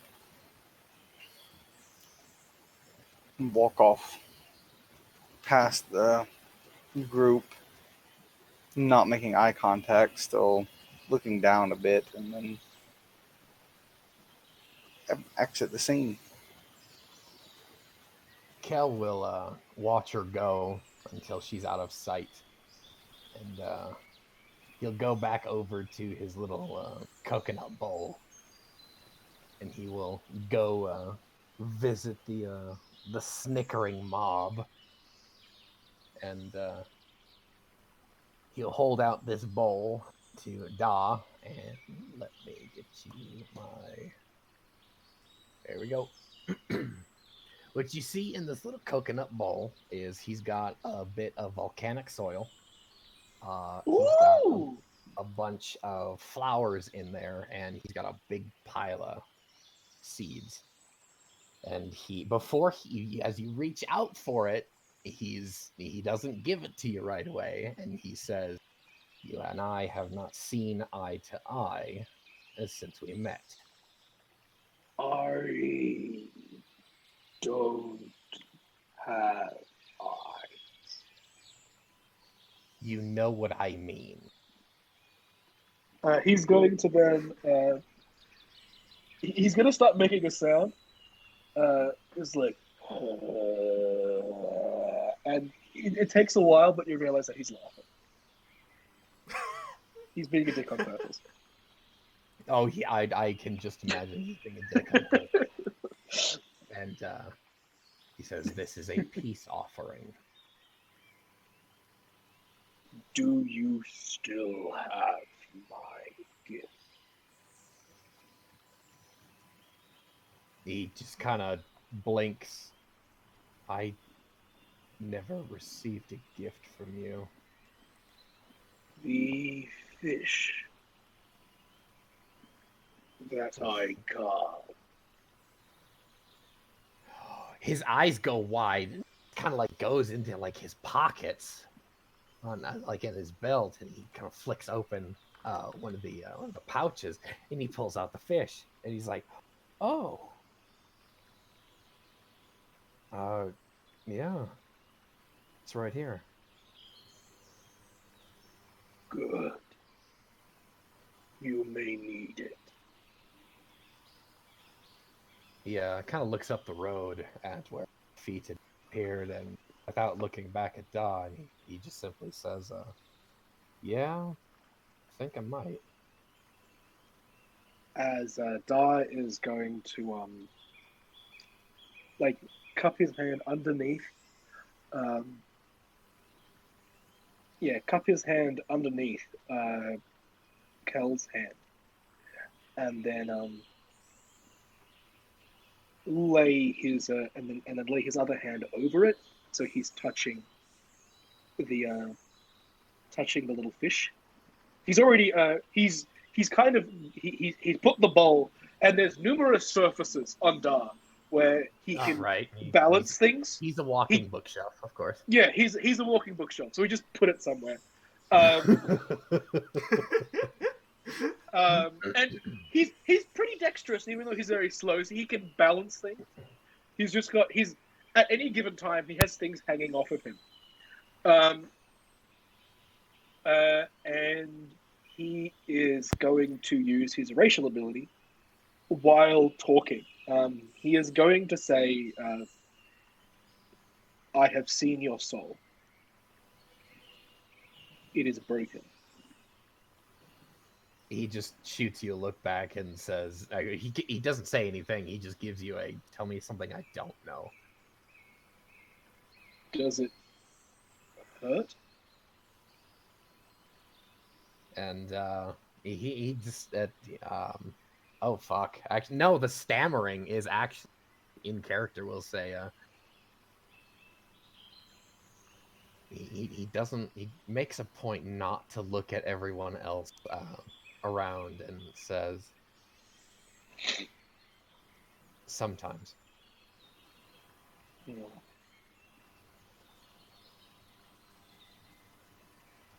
Has it healed yet? I don't No, think it hasn't.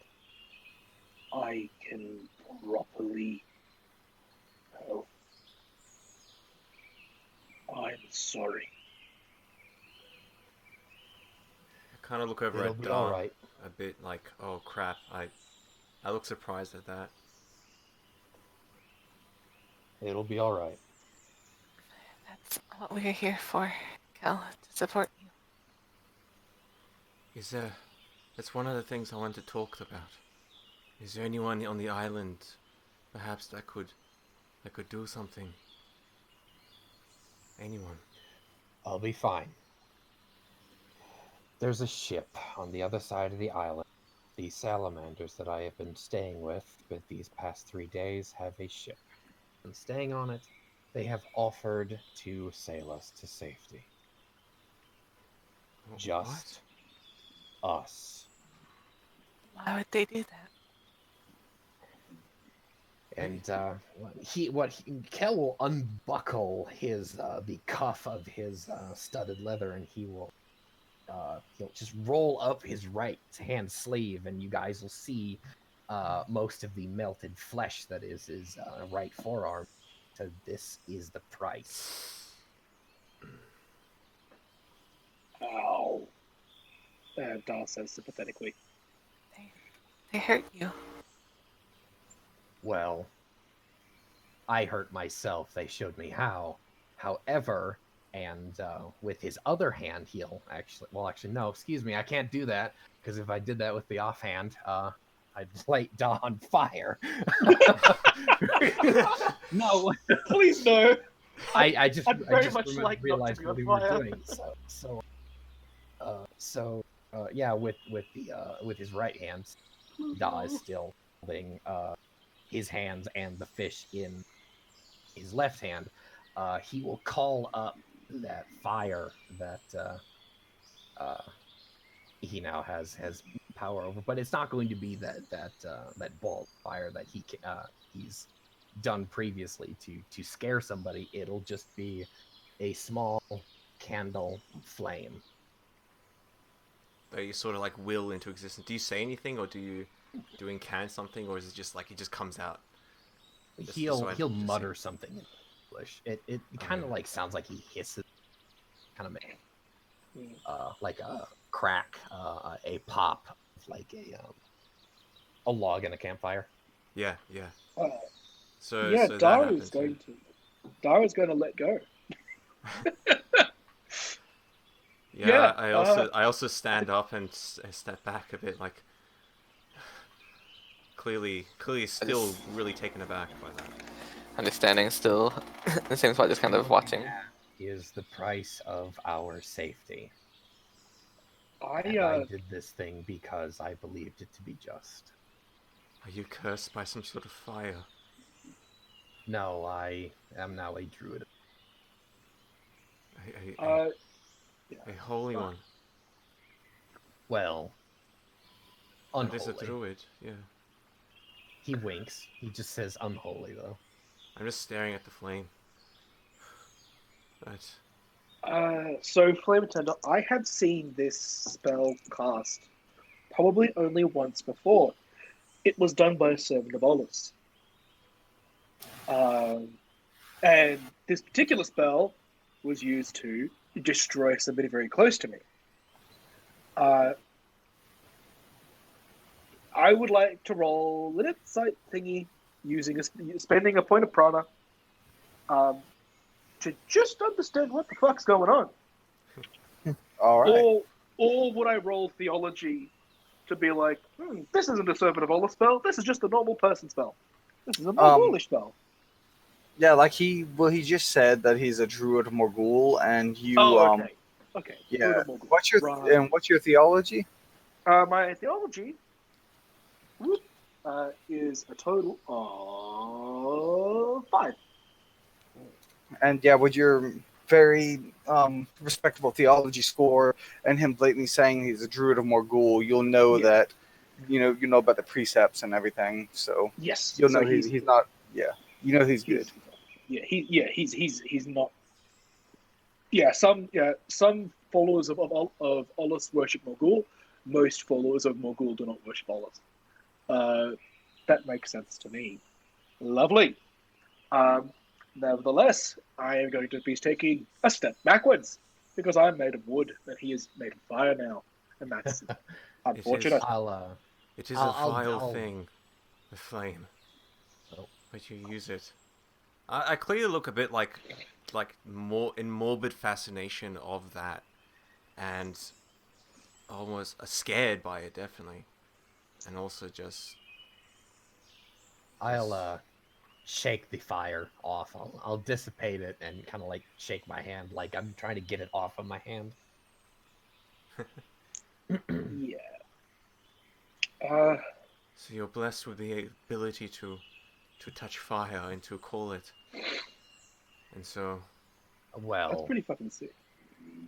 A little bit. I get by.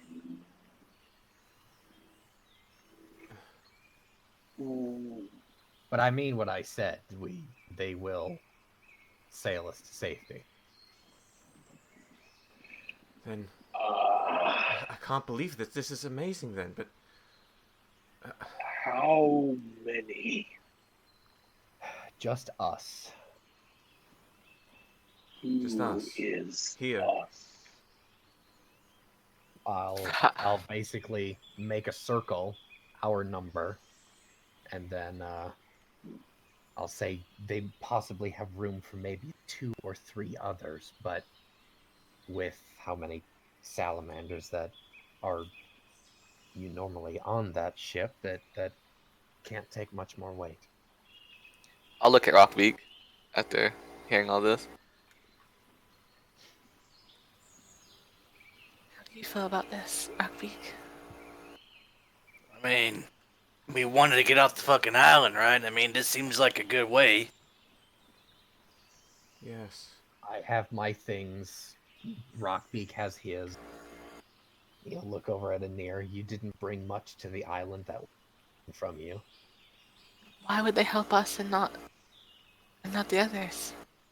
He just holds up his fleshy hand, or the scarred hand. Some sort of sacrifice you made. Yes, they worship him, I say. The Well, salamanders, as they call it. He is holy to them. And I say, studying Kel, looking at him up and down. It's mostly the hair, he says. It just kind of, it's just kind of like, oh God, why? It's a breeze the wafts in, and it catches the hair just perfectly, and the sunshine just perfectly just reflects off it. You see that glow, that healthy shine. Oh, thank you. It's Farrah Fawcett. No, something else, but we won't go into that. Oh my god. L'Oreal. Thanks, Jono. Thank you. Yeah. So L'Oreal, you're worth it. exactly. No, So it's suave for men. God. Anyway, so they worship him, and because of that, well, they have a ship. Then we can leave. But just us. What about the rest of the people on this island? The sirens will come for them as well. not We if would be they abandoning. if they band together and work as a uniformed unit, a united front, as it were, they can drive away them or drive them away. Yeah, Kel's right. We freed them. Now it's their choice if they want to, not be slaves again. I mean, we can't hold their hands the entire time and do everything for them. We are not beholden to them, and they are not beholden to us. I have bartered for hours off of the island. It's a ship, not a barge. Is it about the same size as the last ship we were on? Do you know? Alan, in regards to that, how is it? What is the salamander ship like? It is larger than the ship you came in on to accommodate the salamanders. So there Are we is talking a caravel? Are we talking a galleon? May or may not know ship probably terms. probably Galleon closer is to big. probably closer to a galleon to accommodate the massive size of these salamanders. Yeah, a galleon takes 50 people. That's human to The pilot. salamanders would be like 2 people. Right. Double the latency. And That's how it works. yeah, they are about 8 feet tall. So yeah, that'd be plenty of room. Yeah. Plus, also they need they need food, etc. Of course. Nice. There you go. We finally have a way off this island, and You're welcome. it is thanks to you. It hurt like the dickens, I will tell you. He'll unfold his sleeve and buckle the cuff at the wrist again. It looked like it. don't feel right about leaving people to die. They will die if they allow them. If they fight well, and they fight together, they won't. They will die. They will die if they fight, and they will die if they I don't. The Silence. Didn't you remember what they were like? How many of them came upon us? If there are, how many of us are here? These people on the island. What is it? Is a whole tribe, tens of tribes, many tribes. How many sirens does it take to control this many people? There could be huge and if numbers. they only come back seasonally on the cycle, Yes. well, either way, there is an option, and I'm planning on leaving. Whether or not Peter you said will about is up to you. 40 sirens coming that boat. I mean, there's 3,000 people on the village, and I mean, put the numbers together. They should have a fighting chance. I mean, we can't hold their hand and do everything for them. We ain't their nannies. We freed them. They have freedom. I mean, use their God's-given, freedom to do something about it.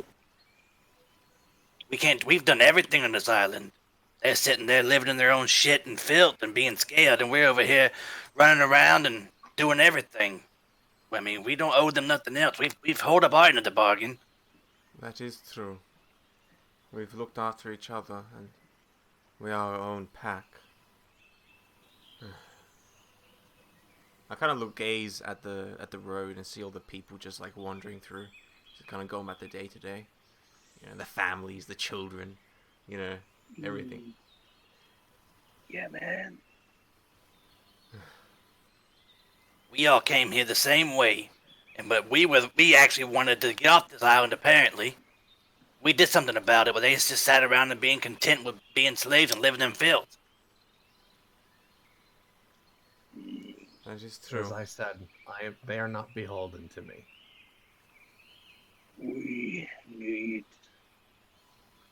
I need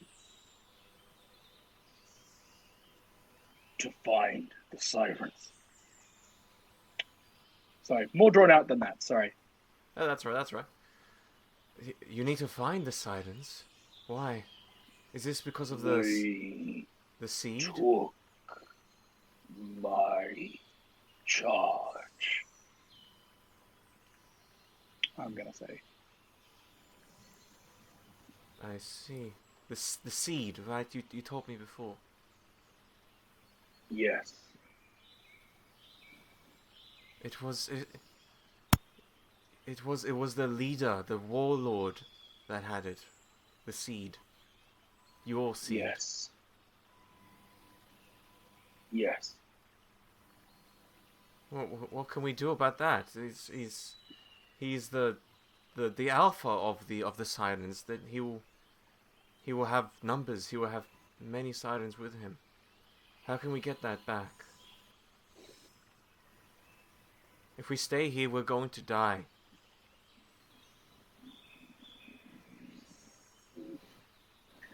My character looks very uncomfortable. I mean, look at this place. Seed is more important than Dar.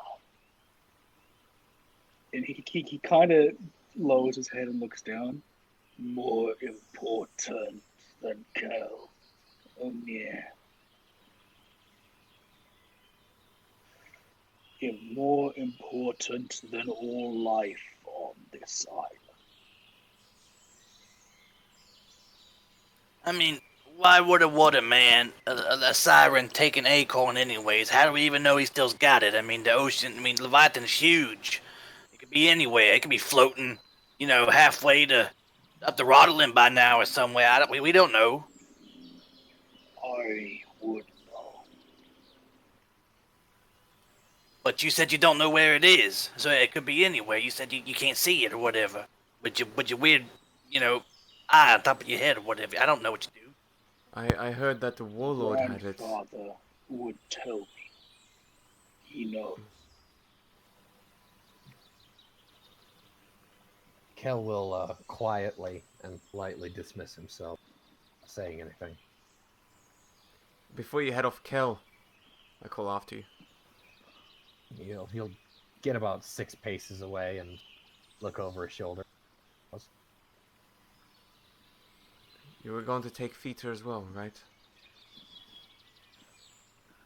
She'll be my +1. He'll just keep walking. And not without looking at you. He just called. I have done this thing for you. If you're joining me, you can come with me. If not, he'll pause at that moment. Stop. Look over his shoulder. Without actually turning to all of you. I see you around. Continue walking. Relia, what do you think?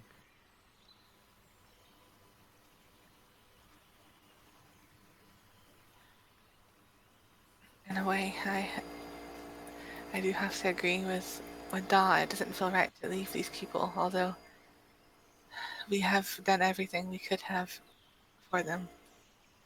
I'm too injured to even watch over myself, much less others. I'm not sure where we would go if we escape. Anywhere but here. And we could get on the boat, right? I mean, the sirens are gonna come back. Maybe we can use a rowboat and swim up on them while they're fighting the other people and try to get this thing back or something. I don't know. It is so risky. You all. Yep. I was just gonna say that you are all aware, like, that the sirens, if you do overpower them, if you decide not to go with Kel and decide to stay and attempt to overpower the sirens, you are aware that they will come on a rather large slave boat that they carried you on in the first place that would be more than enough for all of you, and there are enough ex-pirates and sailors on this island. You could get enough people to man the ship if you so decided. So it's not it's not a non-possibility. Like, it's not like you wouldn't carry 3,000 people though. No, not 3,000 people, but if you want to get Doll Seed back that way, instead of leaving now, you know that you wouldn't be stranded, is basically what I'm getting at. It's not like you literally are without a choice. Yeah, but... Ew. Yeah. I suppose someone could think of that. But as that sort of comes up in the conversation, I say, but we would have to fight the sirens, and I remember what they were like. And no matter how many we killed, more came over the boat, and more came upon us. When the sirens come, it's not a matter of there's 40 of them at most versus 3,000 of us at the village. I mean, even if we just throw rocks at the sheer numbers alone, we're gonna beat them. You know, whether or not they're gonna send reinforcements is another thing, but that's gonna take time. We would give up an opportunity to leave now. I don't want to leave Kel alone.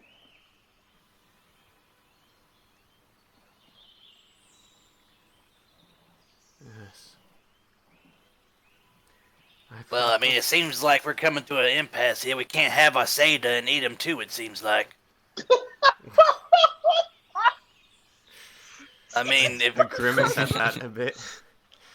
I mean, if we want to get the acorn thing back, you know, we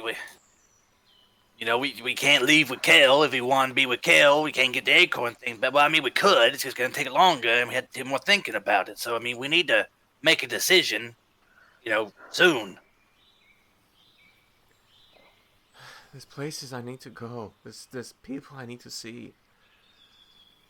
This is... Are they on this island? No, they're in a place far away called Nercia. This is where I was trying to head before I think I took the wrong ship in First Port and came aboard your ship, our ship, and then this happened. It's far away. I don't know where exactly. I've seen it on a picture, but I know the name. It's a place. It's a place to call home. I know people there. I cannot leave the sea. Even if you can die, Kel. Kel's not here. I mean, sorry, Da. My life is more fit anyway. Slow enough, yes. Flame Tender, I have a question. Yes. Do we know how far it is to the nearest civilized port from this island? Or how long it would take us to get there? You're not actually sure where you are right now. Do we need to roll shipwright? Oh, I didn't know that. We could have been navigating, somebody was navigating our way through here. Yeah, you guys were taken off of your ship and carried off to lands unknown. But And we were all knocked out. That is correct. yeah, so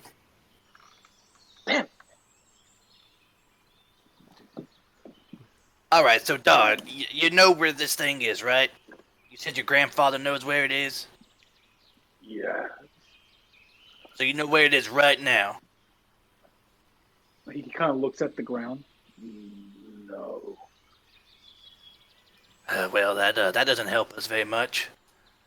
Could we ask him? I could, but he may not answer. We I have really to do try. need that information. We do. And we gotta hurry. We're on a time crunch here.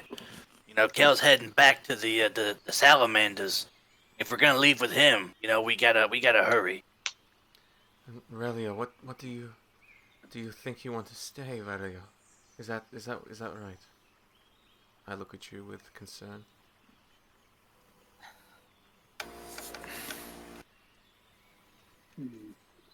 I look a bit conflicted.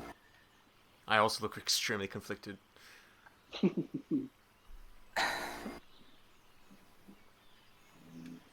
I'm not sure. I don't know. I think Yeah.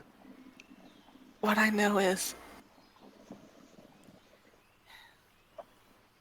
these people, like Rockbeak says, they can fight on their own, although I know they won't have the courage to do it without him. They will not be able to band together. It's not how they work.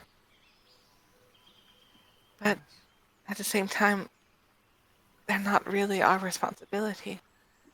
Where Kel is our friend and like our family, he is our responsibility, and we can't leave him. That's right. Da is going to make a frustrated noise. But so is Da. He's also our responsibility. He's also part of our pack. We need to know where that acorn is before we can really decide anything. Da, if And Da is going to smack his staff on the ground really hard. You should know the truth.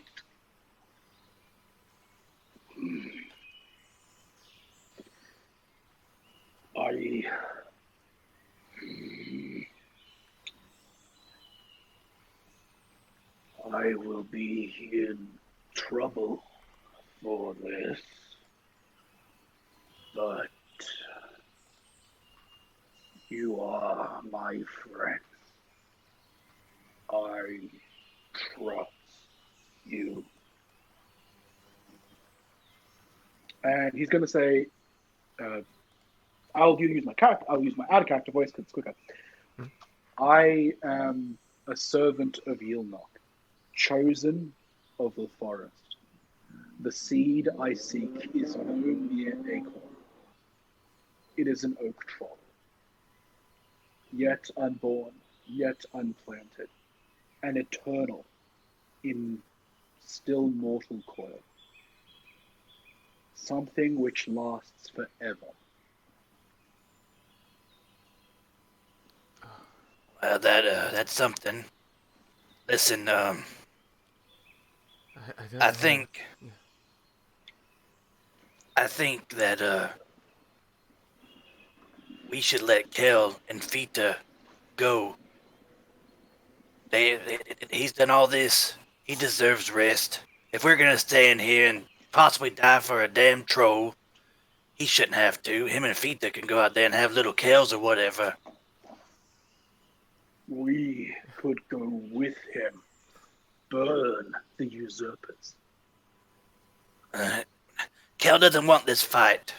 It's not his fight. We shouldn't force it upon him. But Listen, I will beg it's him. not our I will fight do either. We didn't ask to be here. Listen. I'm well aware of the situation, but we want this damn troll thing, right? The only way to get the troll thing is to start killing some sirens, right? So, You and your children's children's children You take too long to talk, buddy. But I get it. Listen. Stay here. Rally the people.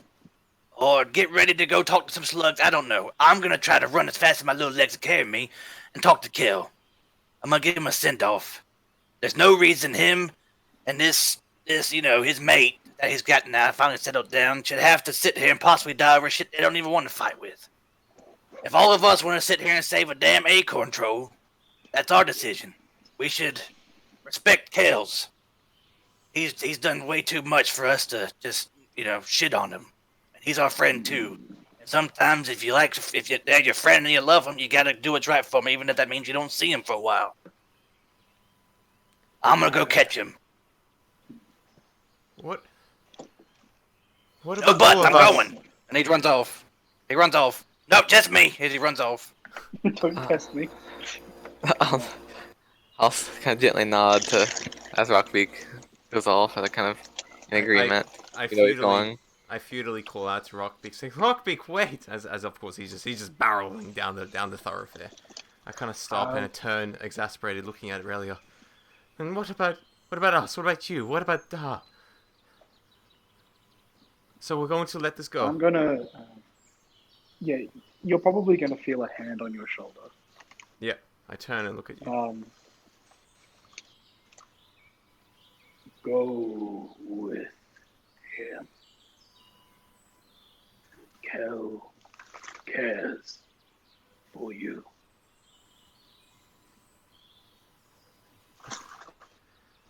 What? And leave you here? And Rockbeak as well? Safe. No. You won't. Believe in me. And he's going to smile and pat you between your horns. And as you pet me for a second, I just kind of scuttle away slightly, kind of still shaking my head, just really agitated at the moment, looking over at Relia. So looking at the ground, in deep contemplation. So Rockbeak wants to stay. Da has to stay. What about you, Relia?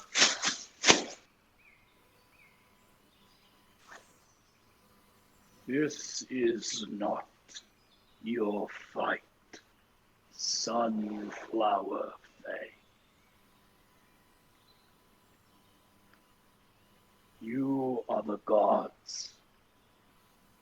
I am the troll.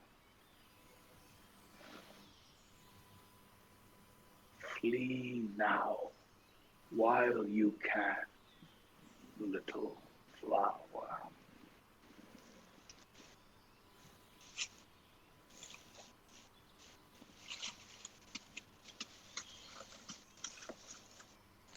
Relia?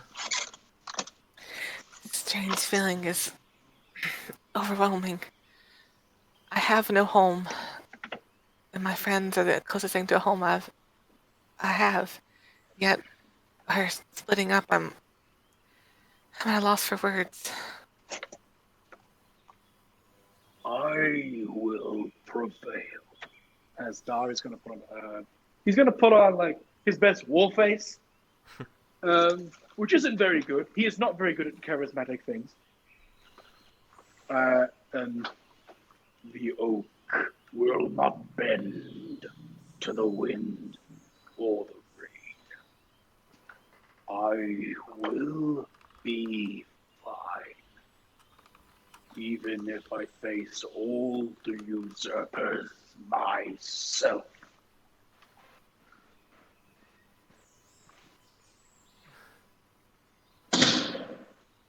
Boom.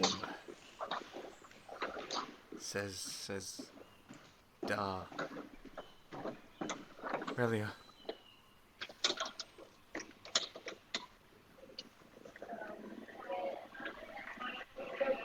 And you said you have some place to go. Yes.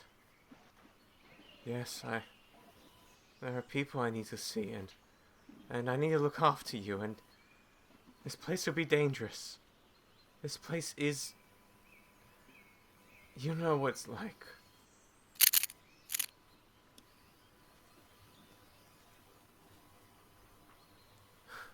Really, what are you going to do?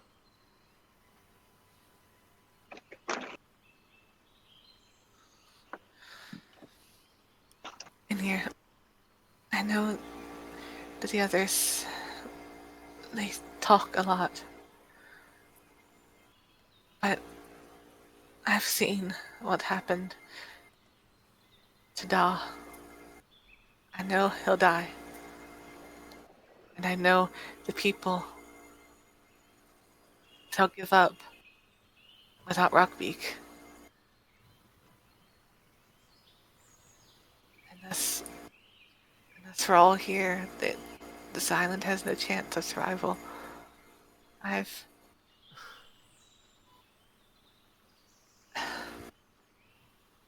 But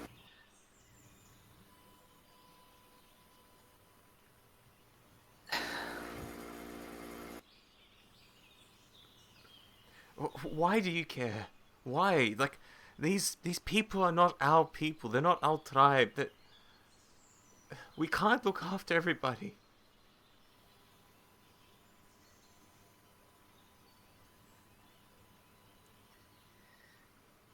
you're right, they're not really our people. But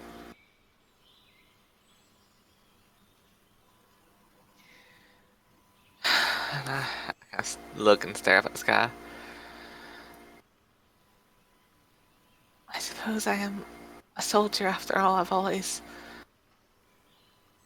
fought for others. What At do a you time say? like this, I don't know what really to fight for. I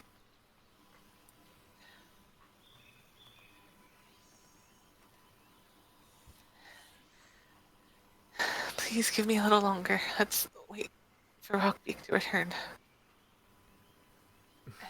And if Rockbeak will not stay, then we can't stay either. As much as I want to do something to make this place better, to give these poor people a fighting chance, I can't do anything on my own. They won't ever listen to me. Barakbik says he wants to stay. And if he stays, I'll look at you. Well, I'm not sure exactly what this creature that Dahl speaks of is, but it's important to him.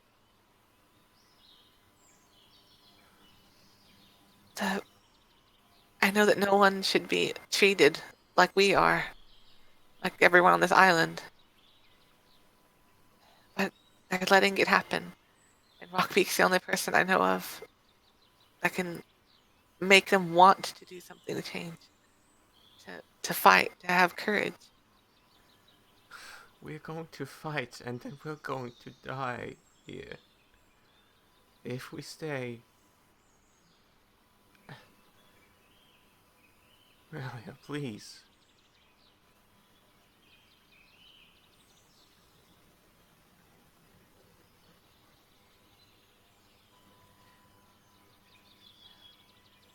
Can you please tell me what it is that you're looking for?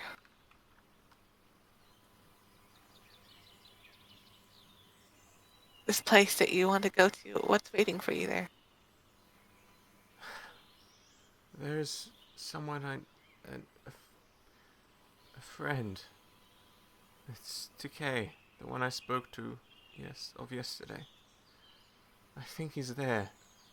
Him and I see. his sisters and I'm scared, Relia. Had you grab your head? Don't be scared. I'm scared for me, and I'm almost scared for you, and Da, and Kel, and Rockbeak, and everyone. This... I just want us all off this island, just like we said we would.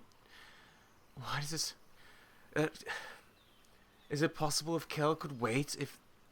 If we could try and get the seed and then leave. For whatever reason, he's not really waiting. And if we miss opportunity, our only way out would be from the slave ship, as you mentioned earlier. I'm going to get down at the girls' level.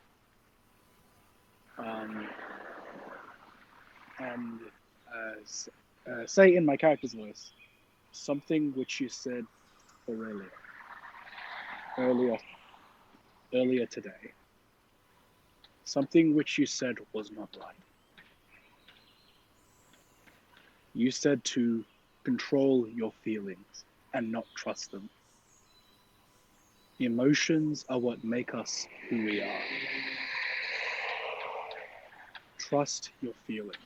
Trust your heart. And leave this place.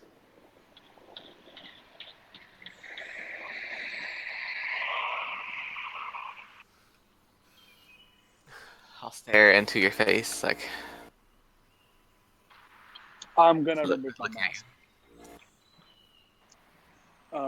I am still seeing through. Okay, Kel, do you still have your fish totem out anywhere? It's actually in his back pocket. He in that keeps it case, back. I would, but I do know in the general direction of where you were going, unless you put it in your pocket before you started walking. Yeah, you would have seen me walk off in the opposite direction that you guys went. That would have been all before. Okay. Yeah, he dropped No. it. Okay. So I'd be seeing this scene as it happens. Yeah, so I removed my mask, and you can see that Dar, while he doesn't have eyes, he has just enough of the sockets left to have tear ducts, and his face is just sopping. He is just having a good old cry. He's saying goodbye to his friends, and he's this isn't their fight. They shouldn't die for this, but he is more than willing to die for them and more than willing to die for the cause which he is a part of. And Dar, As a semi truck goes by. yeah, Dar is an ugly crier. He doesn't cry good. So it's fucking gross. He's dribbling, there's snot on the inside of the mask. I hug your arm as you're sort of like drooping down and kind of nuzzle it as we're sort of figuring this out. Meanwhile, maybe what Rockbeak's doing. And we'll cut over to the scene of Rockbeak running at full speed. There's one more thing. One more thing is as nasty as it sounds. With all the snot and all that stuff, I'm gonna try to like wipe up some of that stuff on all this ugly crying with my hair. Oh. I don't know whether that's or It's both. It's both. There we go. There we go. I totally recognized it's really sweet, but then I saw it in my mind and went, yuck. It shows that she definitely cares more about you than she cares about her. The disgusting nature of what that means. I slightly, just in the back of my mind, I slightly scowl a little bit, just a tiny bit, thinking, I'm gonna have to groom her later and get that out of her hair. It's like tree sap, man. It's just gonna turn into amber. And it doesn't seem to bother me at all either. I'm just doing it like. Yeah, it's gonna bother me when I have to get like that out of your hair later. Alright. Alright, we go to Rockbeak now. Yeah, Let's undertake that. Alright, Rockbeak. You run as fast as your stubby little chiton legs can carry you. And Would it be Oh. safe to say that I've already made it to our hovel? I've already had this conversation with Fita, and I basically told her, "Pack your shit. We're leaving." Yep, she is. Basically, we'll say she's in the middle of packing, and just when you walk out, you'll see Rockbeak running up to give Rockbeak this. He'll dismiss himself to go out and like smoke because he has all of his possessions on him. All right, and then you'll see Rockbeak waddling down the thoroughfare as fast as his Chthon legs can carry him. Well, as soon as he gets up there, I'm gonna say, "What is it now?" Okay, good. I caught up with you. Right, she has to pack her thing. You've decided to come with us, I hope. That's what I'm here to talk to you about. He'll roll his eyes. Right, he'll puff angrily on his pipe. Let's hear it. We gotta stay. We gotta, the rest of us, Anir, Da, Relia, we gotta see something through. That's not your fight.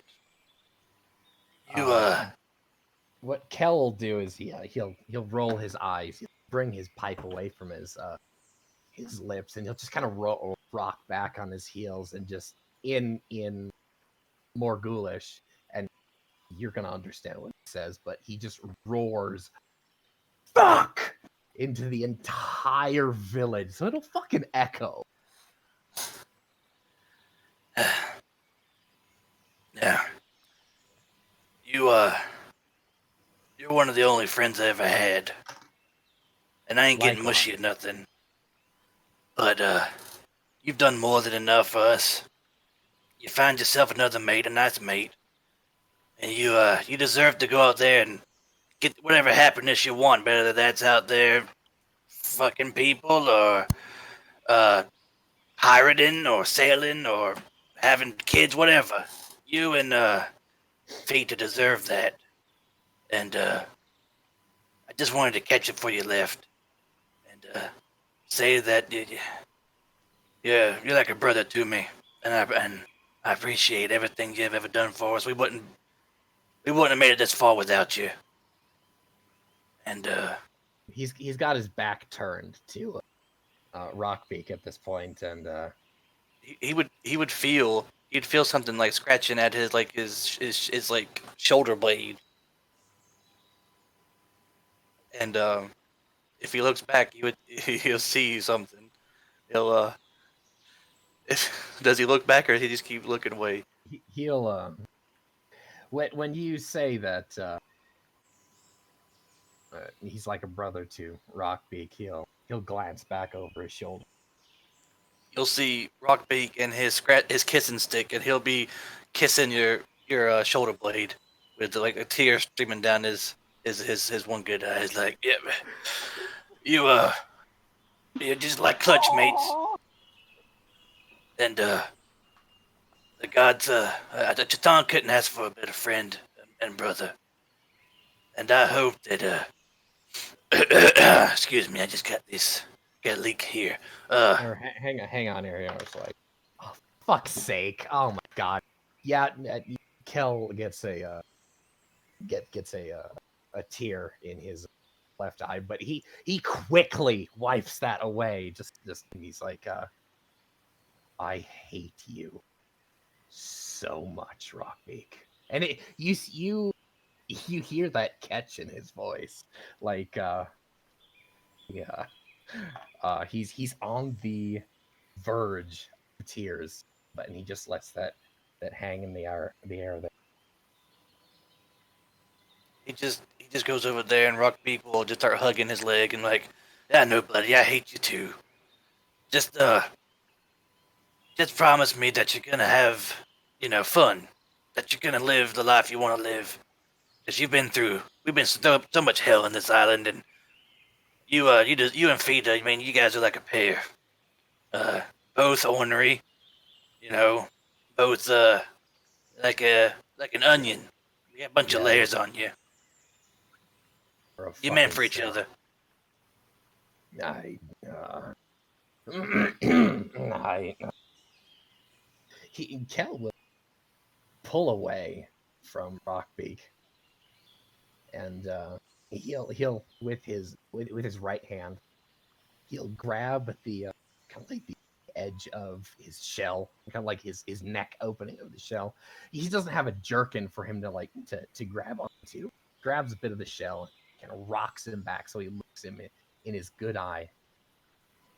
And he says, and kind of threw a bit of a choke there. How long do you need?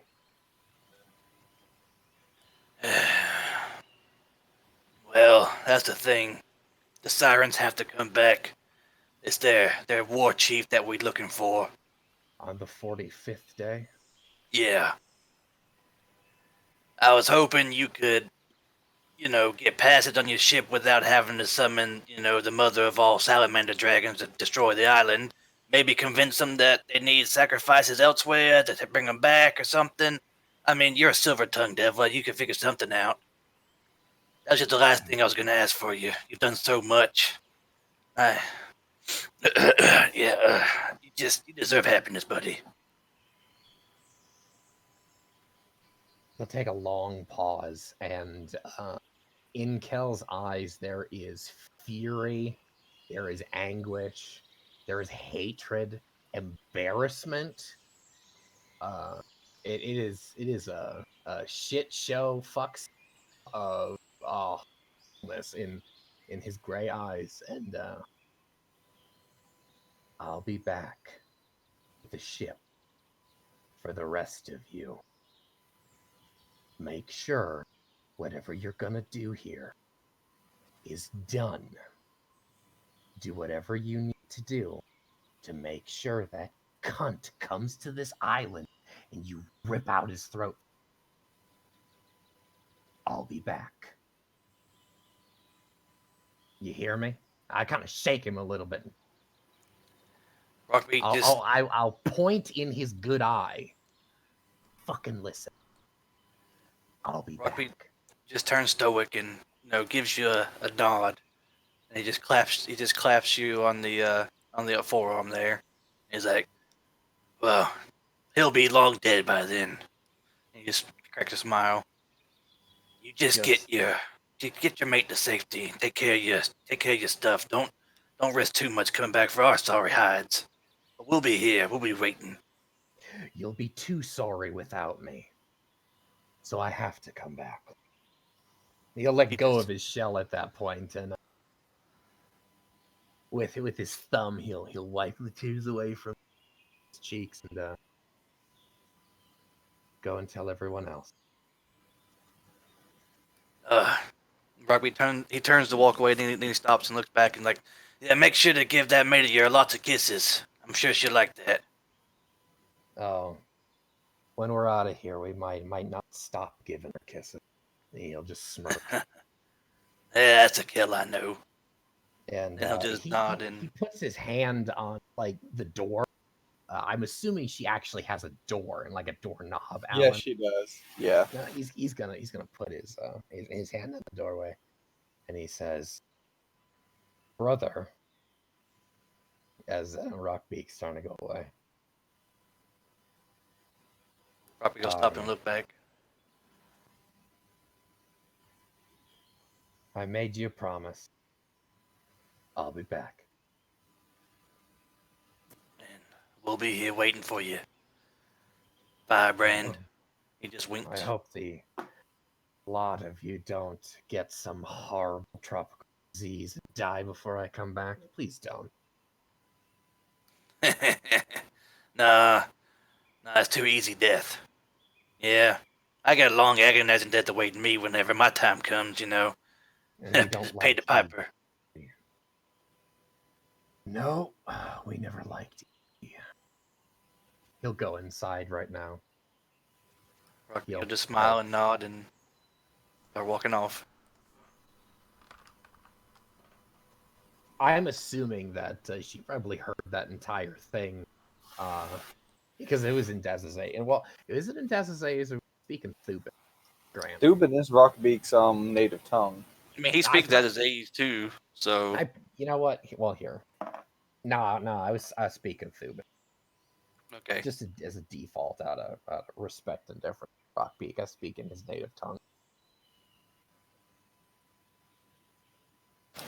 And with that, I think we can begin to wrap everything up and end it on that note, as things have been decided. And unless anybody, we have a little bit more time if somebody wants to try to squeeze another scene in, but we're running a little close. I'd say relay that information back to the rest of the party. Yeah, that'd be a cool scene to finish on. All right, we'll finish that with a Rockbeat coming back then, and then after that we'll head into Soliloquy. Take it away, Grant. Yeah. I'm assuming you guys are in the same place unless you moved. I don't know how long it. We're waiting on you. Yeah. All right, waiting. You see this impressive form waddle up to you guys. Well, I told Kel what the plan is, and we were men about it, and And what is the plan? You were mad about it. Grant, I love you. You're so great, dude. All right, Rafe, shut up.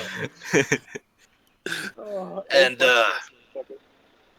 him and Fita are going to take the boat and leave, but he's gonna come back for us on the 45th day after we kill all the sirens and get the acorn back.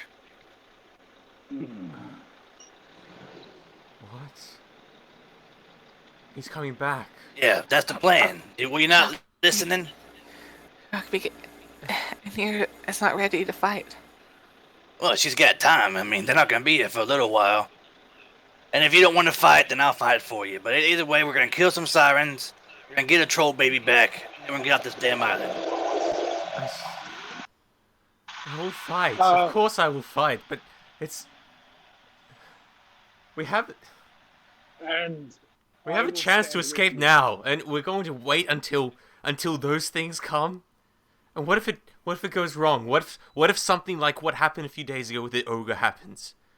And what if this time Relia dies? What if we all die in our sleep? I mean, you can't be worrying about this. You just got to take it a day at a time. Take it as it comes. There's going to be 40 sirens on a boat versus a whole damn village of pissed off people who want some retribution, I imagine. And they're going to be sad and sorry when they come off that boat expecting to have a run of the place, and we're going to saunter up there and shove our foot up their assholes. And then tear their throats out and eat them, and then get a baby back. That's what's going to happen. And he just pats Anir on her like arm or leg or wherever he can reach, and he's like, just have a little faith. You can't stop being gloomy all the time. You're gonna be all right. We made it this far. He just smiled at her. And so what's going to happen then? Think for a second. Think. What's going to happen when Kel arrives on his boat there?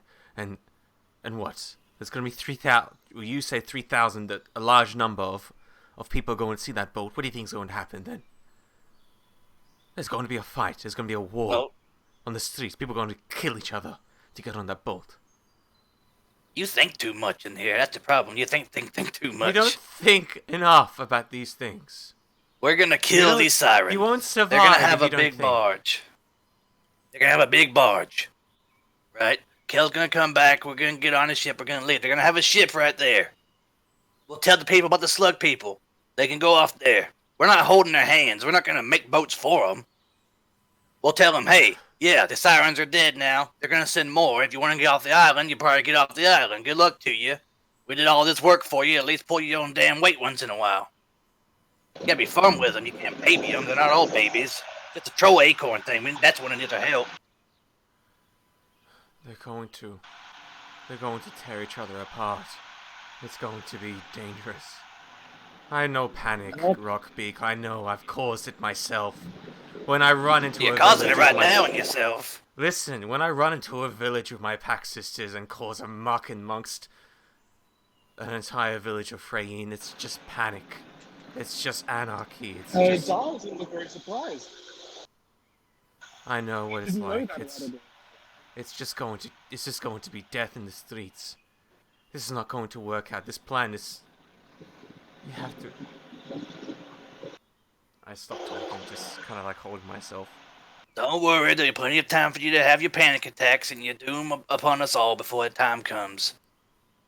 Shut But you up. take it one day at a time. We'll tell the people, what's what, and they're gonna have to deal with it.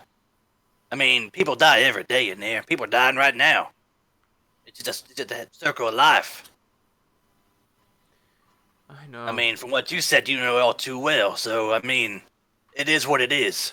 We didn't survive this far and come this far just to let it all fall apart now. It'll all work The out. only reason why we survive is because we are smart. We plan, we prepare, and we make And preparations. we got plenty of time to just prepare for the sirens to come. We should probably prepare and stop worrying about what ifs. That pretty little ears of yours could be, put to good use. Preparing. How can you think? How can you live like this? Is this how you've been living your life, like this? I guess that I don't want to live in fear of everything. Not anymore. I'm gonna choose my own destiny. If I'm gonna die, I'm gonna die on my own terms. Not shackled and beaten like a damn slave. Never again. So that's what's gonna happen. The sirens are gonna come. We're gonna fucking slaughter them all.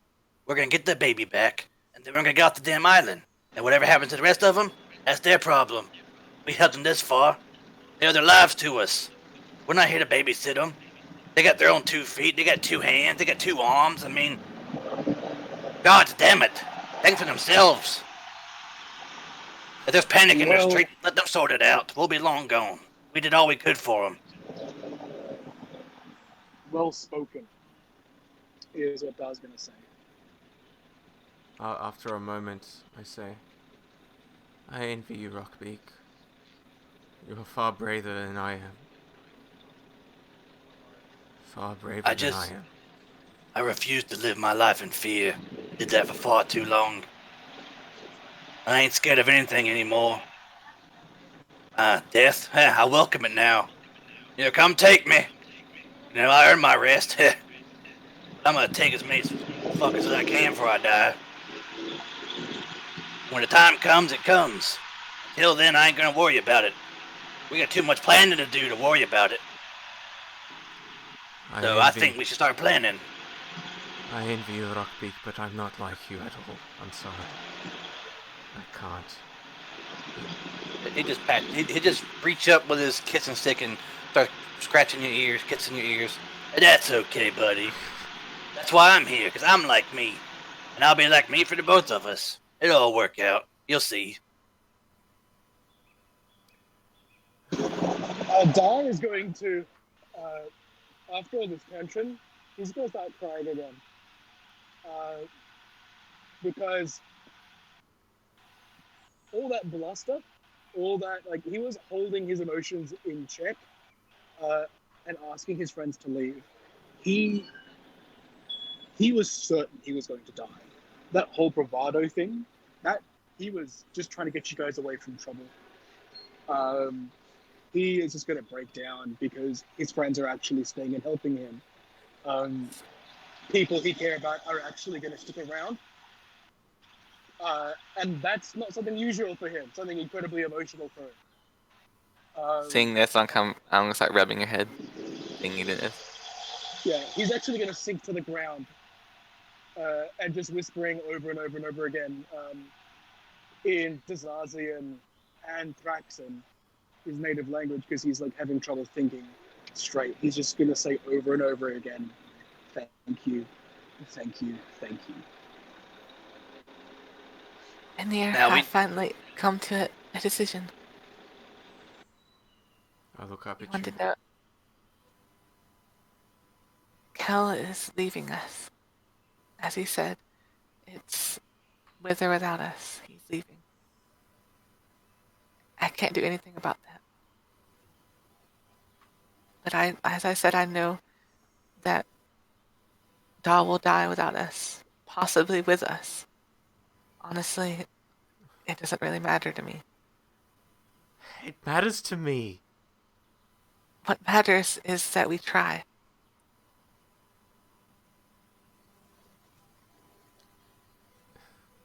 I can fight, even though I don't like to. And I'm sure you're the same way. You're being controlled by your fear. But we need to fight for our friends, for our family. If this is what Dahl wants to do, it's not our place to question him. It's just our place to support him. So that's what I'll do. And then after we help him, we can go to where you want to be. Dar is going to crawl over to Ania's feet.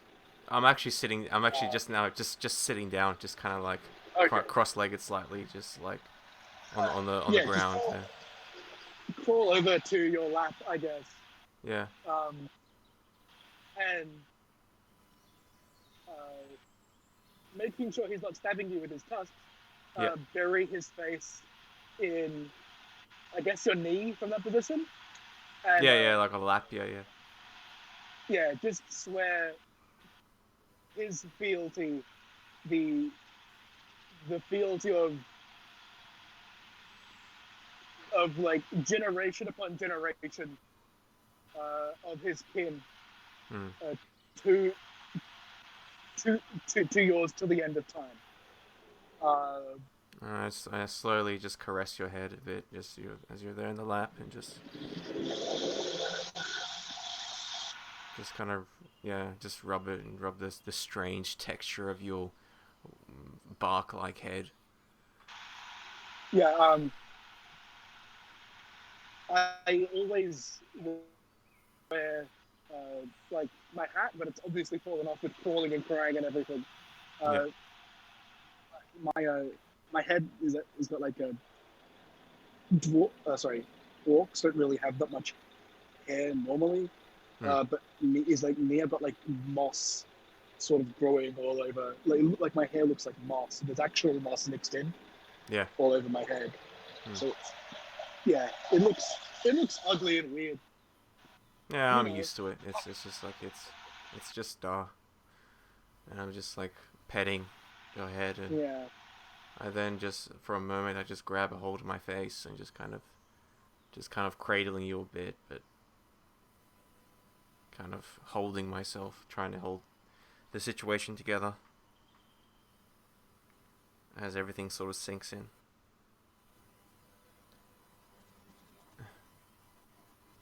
Now, let's stop feeling sorry for ourselves, all this doom and gloom. Let's get angry. Let's get productive. We got work to do. We gotta get prepared when these sirens come. He just tried to rally his friends. Get him out of the dumps. And Anir, I know I'm injured right now, but I won't be by the time those sirens come, and I love you, and I promise I won't let anything happen to you. I'll protect you. If you're nearby, I'll give you a hug, or I attempt to. If you're sort of nearby. Yeah, I hug you back with one good arm. Yeah. Okay.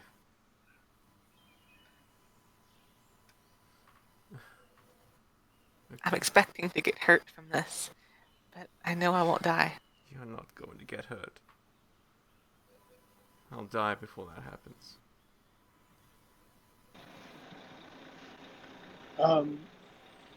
Neither of you. Dar's gonna struggle to his feet.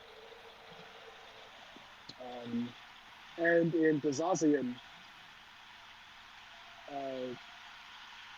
he is going to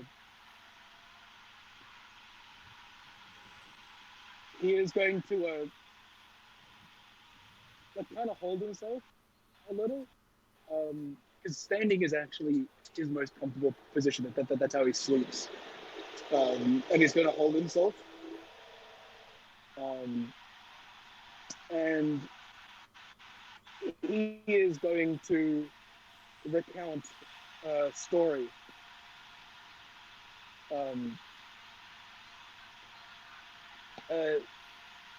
Dar grew up with a lot of other orcs that were like him, descendants, Grendel's descendants of trolls, and they grew up with many oak trolls, and the oldest of which was his grandfather. And they lived together, and there were many witches in their number, and people came for miles to be healed, people came for miles to seek guidance, and though they lived in a distant part, away from Yulmok, they held Yulmok's teachings true. They cared for one another, they looked after each other, and they were, they were friendly to those around them. When all of a sudden the enforcers came, servants of Helena, Legion, Olus, Zorth, so many came in an army and laid siege.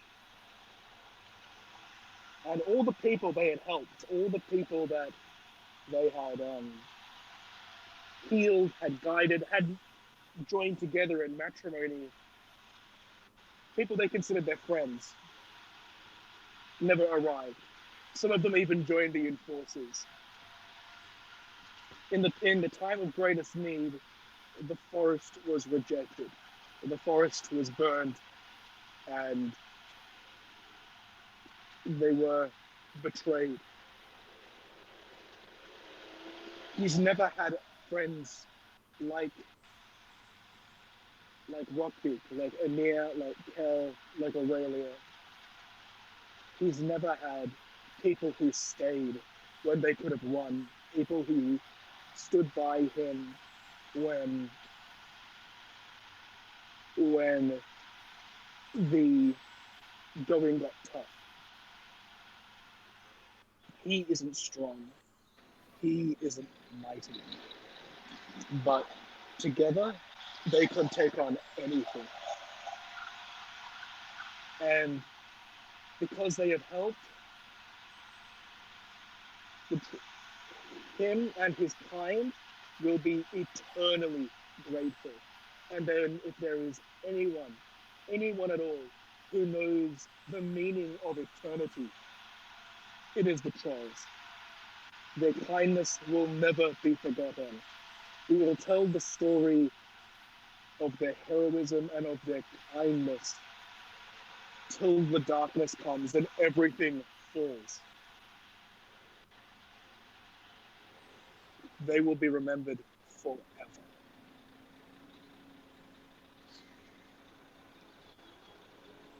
As I'm sort of soaking in that story, I kind of reach over and rub your knee as you're standing up. I'm still sitting down. Kind of rub your knee and pat it. Bearing in mind, it takes me about 45 minutes to say that. Yeah, that's fine. I got all day. By the way, what time of day is it now? At this point, it would be getting close to noon. Yeah. And he's just gonna kind of bow his head and again in Dazazian just say thank you deeply with emphasis, and he's gonna hide his face in his hands.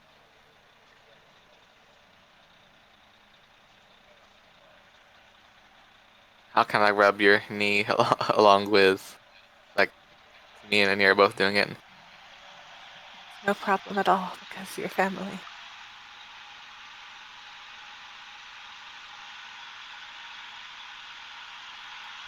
That's right.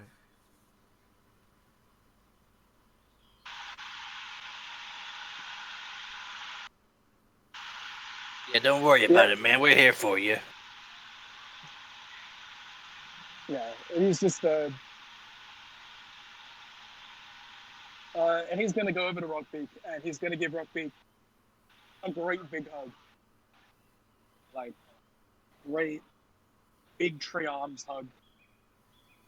As tight as he can. Yeah. He's It's not gonna okay, let that fall. fella. And Yeah, he's going in big time.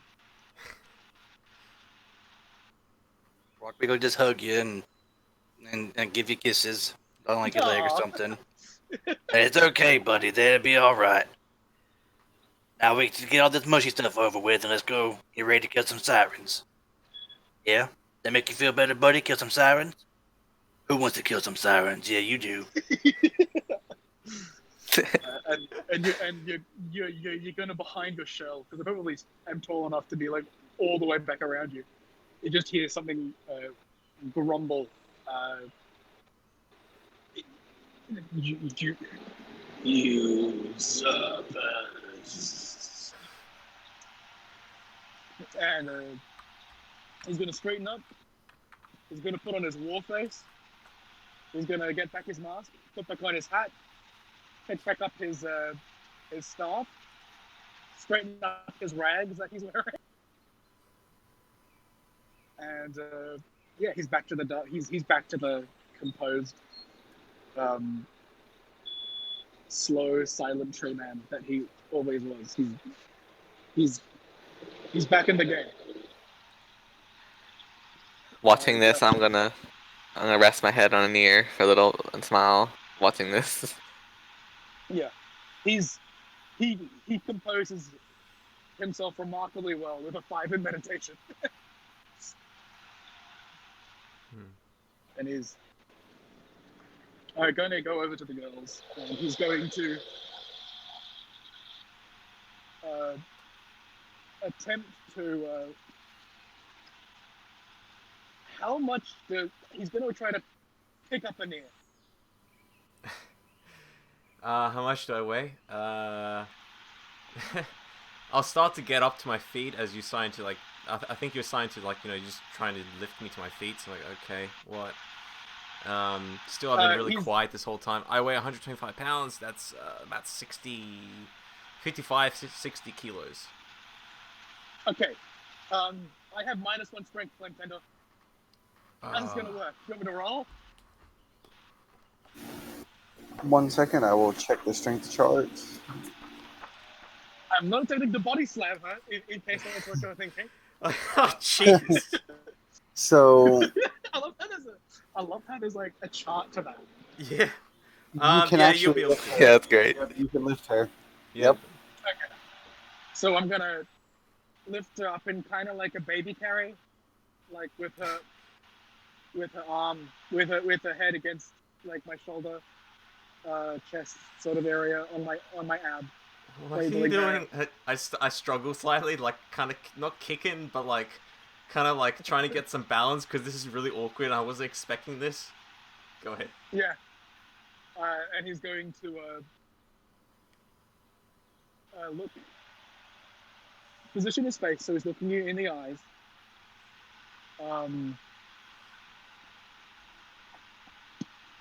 Well, sort of looking you in the eyes through the mask. And he's going to try to be strong for his friend.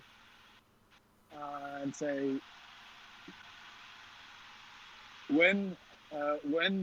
as he's going to start walking off in the direction of town, when this is over, you will never need to fear again. No matter what happens, I will protect you. You are my closest friend. Can I just kind of like pet your shoulder a bit? And yeah, yeah, slower than you've ever traveled before. You are going into town, I guess. An ambulatory That's awesome. cuddle. That's fair enough. And I'm gonna pull myself up with my one good arm as well, and then I guess I'll begin walking back to you. Rockbeak will help Relia walk, as she helped him walk when he was sleepy, so he'll go up there and help her walk. Follow him. I'm very appreciative of this. Alright. And I guess we're gonna go say goodbye. Yeah, I guess if Kel has left it, we're gonna go and say goodbye to Kel. But that can happen next session or in between sessions or whatever. And with that, go ahead and start us on your soliloquy, Phil. Alright then.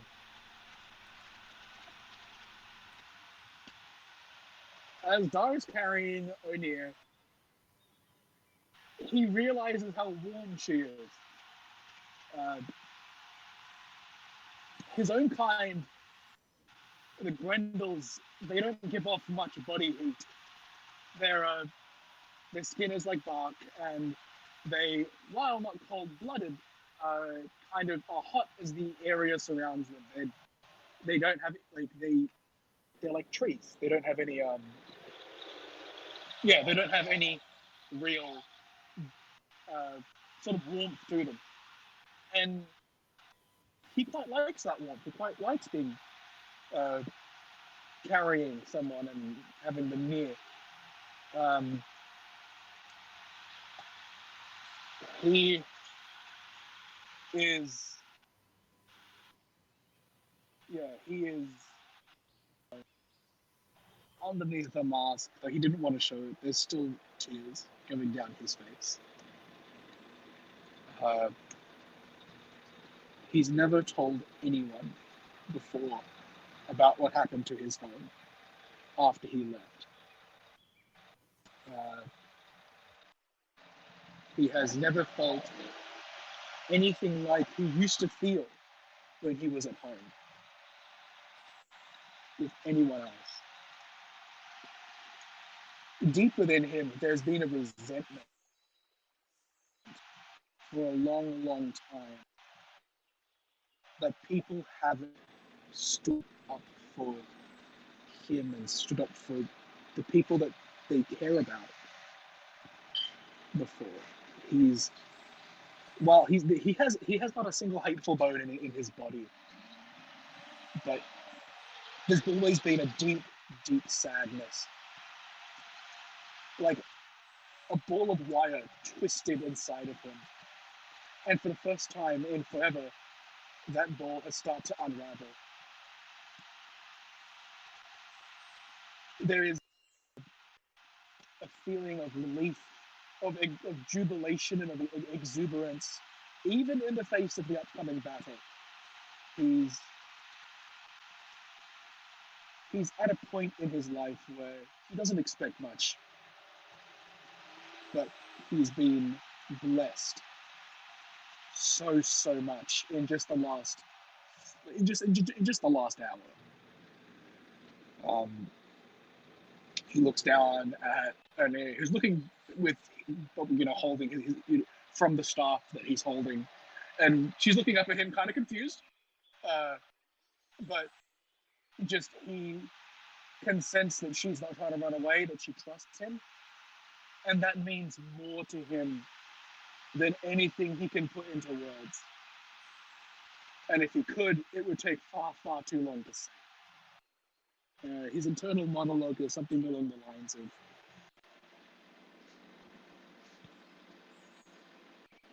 I've been broken. I have not trusted for so long. Yet with these misfits and ragtags, strangers in a strange land, I have found peace. Perhaps I was wrong to tell them of my secrets, but right now I trust them with myself more than I trust myself, perhaps more than my grandfather. They helped me when I was not strong enough to help myself, and will help me again. Truly,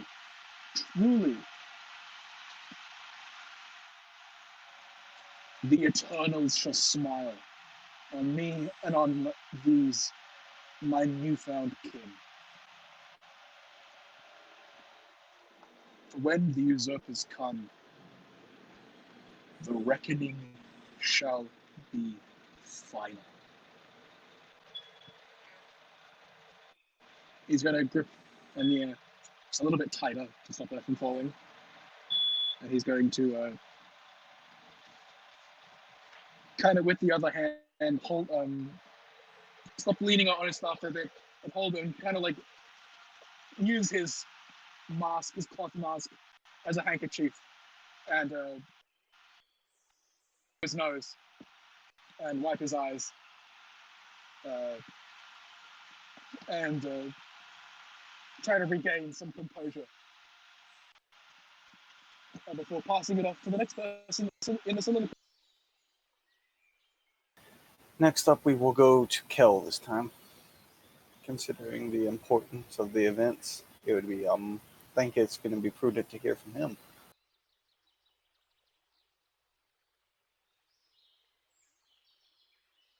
Well, Kel is helping Fita belonging, and I don't see her being the kind of woman who packs the kitchen sink when we're moving. Kel will just stand in the corner until he's asked to do something or move something. So, nevertheless, he is there to offer emotional support. He has the front door open, and there's a kind of a nice gentle cross breeze. He's smoking indoors. They finish up packing. He takes her hand. Yeah. They walk to the edge of the village, and they go out into the jungle. She'll make a comment. Well, this isn't the way to the Salamander's cave. No. Kel says, no, of course not. No, I have to get we leave. He'll go find a jungle stream. Find a slowly moving current. Wash his face in the current, and he'll spy a black flower on a lily pad. He'll just smile. Take out the other half of his coconut bowl. He'll scoop up a bit of water. He'll take this lily pad and he'll place it in the bowl so it has water. Fita will look down at him on the bank and just give him a questioning look. And he'll just hold it up. It's a black lotus. It's going to be he kind of holds it. Well, it'll be a memento for this island.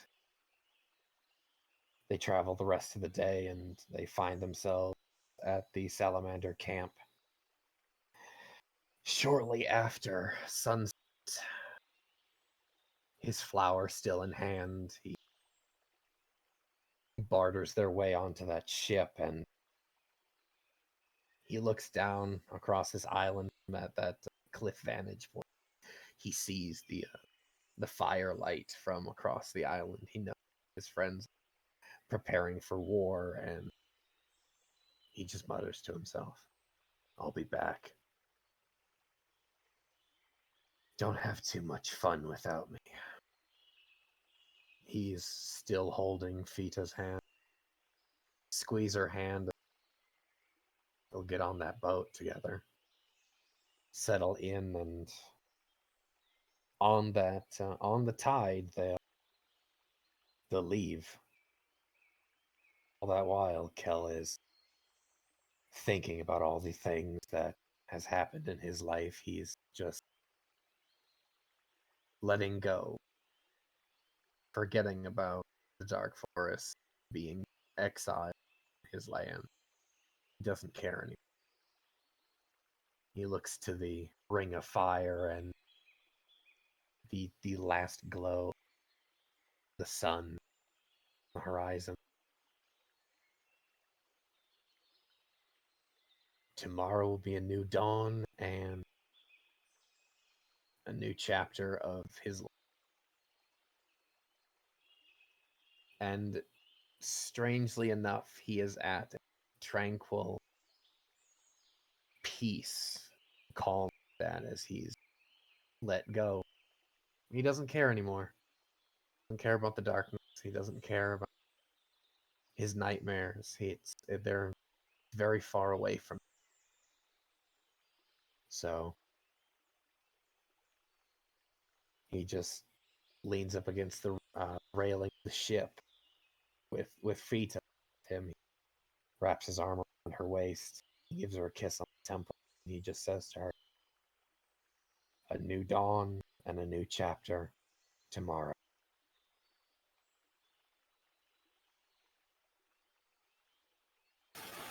And to Anir now we go.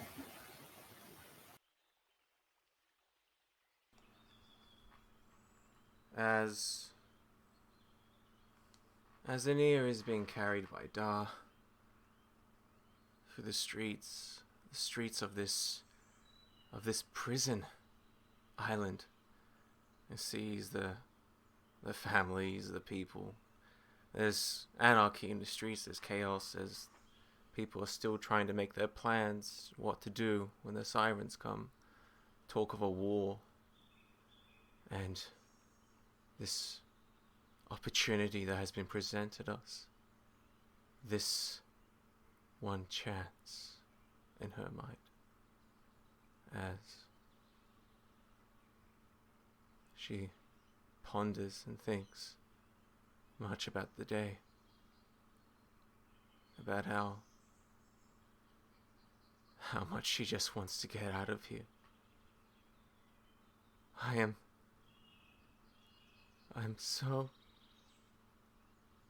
such a wretch. I am such a wretch that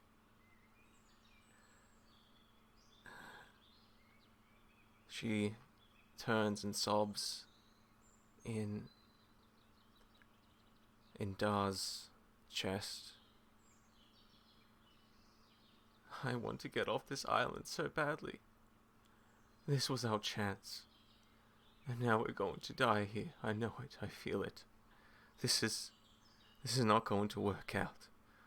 I'm not like Rockbeak. Rockbeak can fight, yes, but look at him. He's so wounded. He's almost dead. And Aurelia as well. And Da almost died as well. And they want to stay here. And Kel is leaving. Kel is leaving. With her. The angry, scowling one. Her. He's leaving with her. Why do I care? Why? Why do I care? She grits her teeth. I don't want to stay here. I don't want to stay here at all. I just want to get off this island. Why are you leaving me here? Why are you leaving everyone here? We're meant to get off this island together. But no, you have to go off with her. And of course, Da wants to stay. The fool.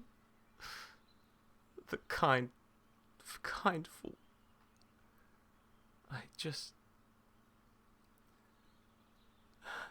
He thanked me just now, you know? He thanked me. He thanked me that I want to stay. But he doesn't know that I would leave him here if it meant that I could escape. But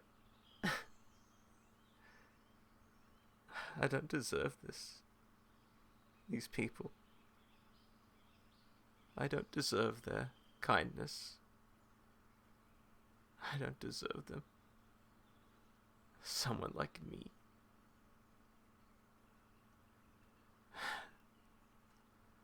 So full of anger, so full of these emotions. I don't know. I haven't eaten in 3 days. I'm starting to get tired, and I still don't know what to do about that. And Relia has offered me to help. Offered to help me. But I can't bring myself to eat of her. Are what is going on? Why is this happening?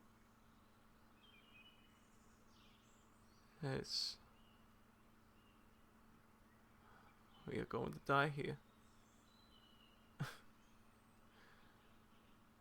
I can't leave them. I don't want to die. I want to see decay. I want to get off this island. This is so hard. As we sort of flash through, as we see Kel walk into the jungle with Fita, burning hatred for that, praying, jealousy even, envy. Why her?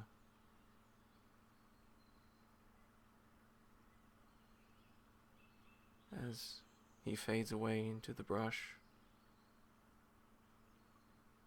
as I hold on to Da, the speaking tree, just drowning in shame. I see Relia and her angelic persona, and Rockbeak's boisterous, larger-than-life personality.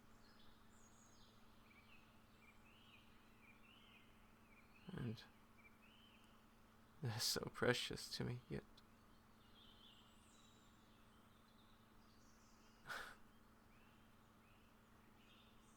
I want to leave them and run away, just like I left my pack to die in the forest.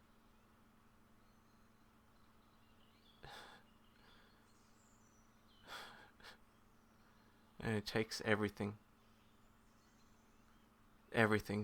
not to run away, not to run off the kill, not to leave everyone here.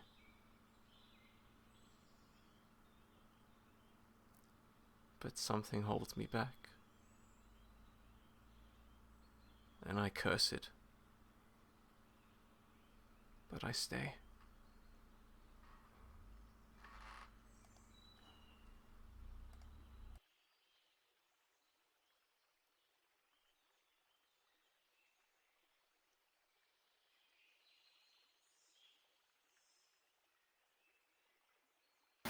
Alright, Relia is next.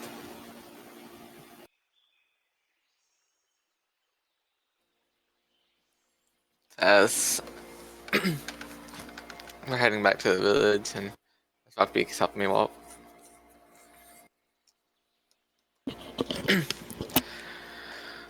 I'll sort of be looking down to Rockbeak and looking ahead and watching my feet shuffle across the pathway. I've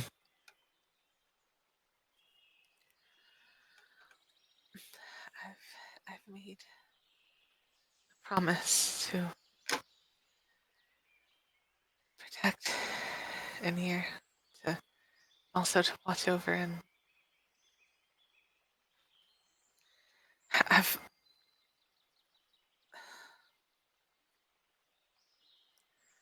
not sure exactly if I can keep my word, but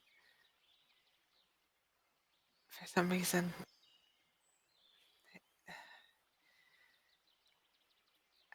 I don't feel troubled by it.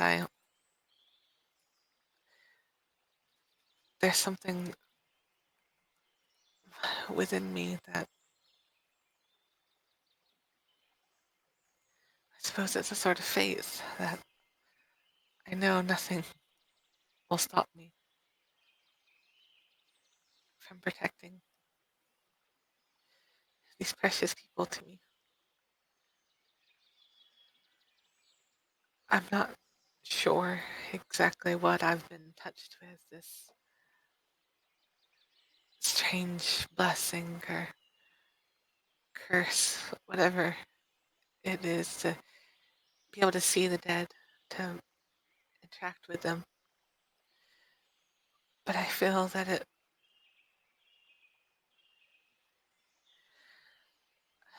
well, Anir was right. There's going to be so much death here. Yeah, I feel this sensation, this pull inside of me that I need to be here. Of course, I want to help Dal and Rockbeak and even the others here. I can't just let them die. Even though I didn't want to be a soldier, it's something. It's become a part of me. This something in me. I have to protect. I have to protect those who can't protect themselves. But this pull I feel in me, this alluring feeling, I know that there's going to be so much death, but that's why. It's a strong reason why I want to stay. I feel this. I have to stay. I have to see these spirits, these dead, on. If I'm the only one who can see them, who can talk to them, even when they're abandoned or not really abandoned, but they're left for so long alone by their own gods, like Rusfin was. I felt that there's some sort of. I felt like I had something to do with the fact that he moved on, and I have to believe that he moved on. He was taken to the afterlife where he needed to go, and that was because of me. It's my duty. I think that's what I'm here for. I'm a guide of some sort. I don't know why I feel this way, but I can't shake the feeling that it's my purpose now. I had it confused with some sort of morbid fascination with death in myself. I wanted to die. I wanted to give up. I wanted to let go of these burdens, but I understand now it's nothing like that. It's not despair. It's everything I wanted. It's everything I needed to be someone. People who don't listen to me. They don't care that I exist. These living people, most of them, nearly all of them. But when you've passed on, when you're dead, it's it's a little hard to say no. It's a little hard to not realize that someone's there. I don't know if it's selfish of me to crave this need that I feel they might have for me. But it's all I have. And if I didn't have that, if I didn't have this connections I've made, this vague hope, I'm not sure where I'd be. I must be some sort of inspiration to Nier, how I stay so calm all the time. And I want to stay like that. I want to be like that for everyone. I want to help in my own way. I just hope that in the end they understand how much trouble and effort it really is for me to do this. I hope they understand how much I care, how much I love every single one of them. And I hope in the end, when it comes time for us to die, that we find peace too. That someone or something will have pity on me, will see me through also. And that'll be that. And Rockbeak, you shall end us for tonight, my iron-shelled friend. All right, as Rockbeak is walking with Relia, holding her up, he'll just kind of smile. And inside, he'll be thinking, well, I mean, we came this far, and we ain't gonna back down now. I'm not scared. I'm not scared of death. I fear for my friends' lives, but me, I've been through worse. Maybe not. I could be boastful. At this point, I can't even tell anymore. But we're gonna go in there, and we're gonna kill some sirens when they come. And I'm not scared to die. I'm only scared that nobody's gonna know of this awesome revolution we're gonna have against these sirens. Of how these people banded together and overthrew a tyrannical dictatorship in a way, these slavers. But I'll tell you this, we're gonna stand as friends and family. And when they come looking for slaves and cowering, decrepit people, they're gonna find an army worthy of fighting. And they're gonna be the ones shitting themselves. And they come, and if for some reason they're gonna send more, then we'll just keep killing and killing if we have to. But we're gonna kill them. We're gonna get back the little troll baby, and then we're gonna get off this damned island once and for all. And I hope that Gil has some nice fun with Fita there, and I hope they get off the island safely. And I just hope that that all my boasting is not just bravado. We're actually gonna get out of this alive. It's 50-50 shot. But I'm gonna do my damnedest to make sure that these people survive. Even if they have to walk off this island on the back of my shell as I'm laying face first in the dirt. As long as they're able to get off, then old Rockbeak will serve its purpose. Chains no more. Sounds good as a war cry, but in reality, it's a whole heap of complicated shit, isn't it? We're gonna find that out firsthand. Yeah, it is what it is, right? I've lived an interesting life, so if I meet my maker, when these sirens come, I'm fine with that. I'm on terms with it. Because I've met some friends along the way and made some family.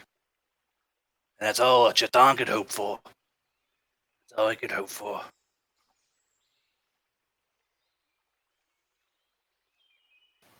And with that, we will be ending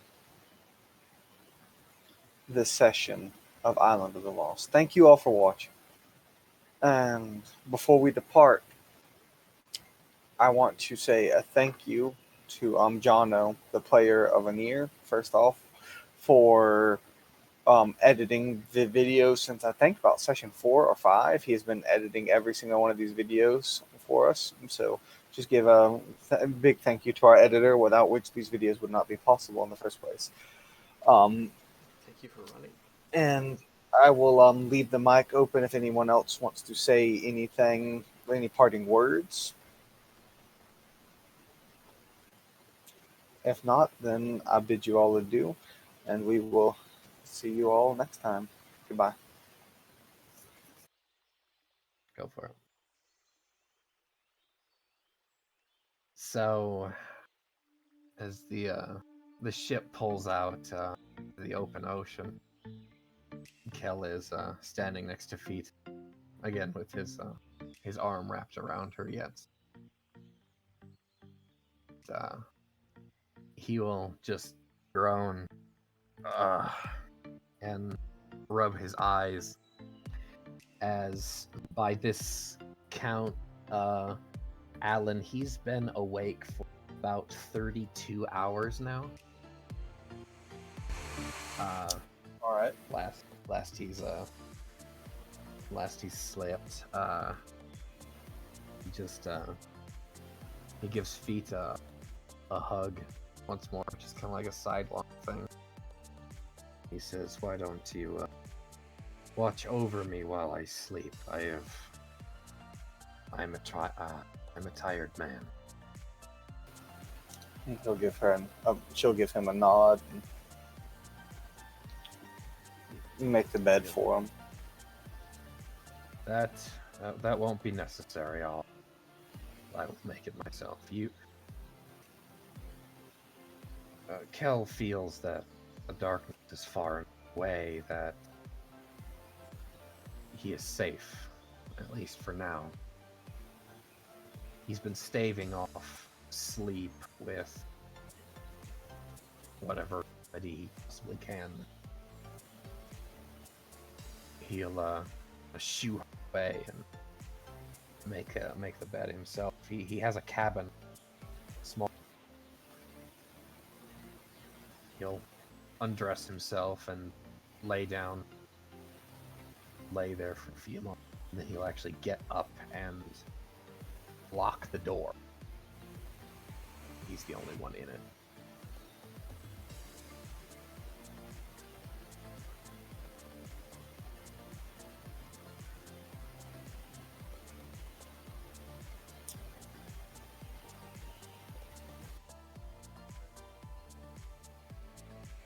In the kind of winding down.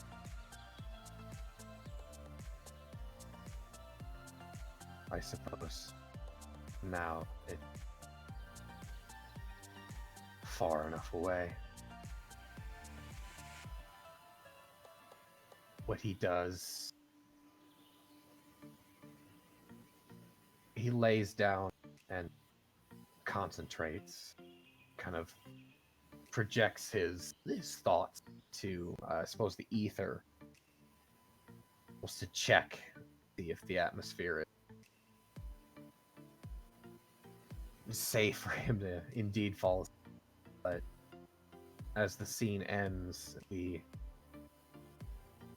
see that at the very edge of the scene, as the curtains begin, there are claws of the darkness creeping in as the stage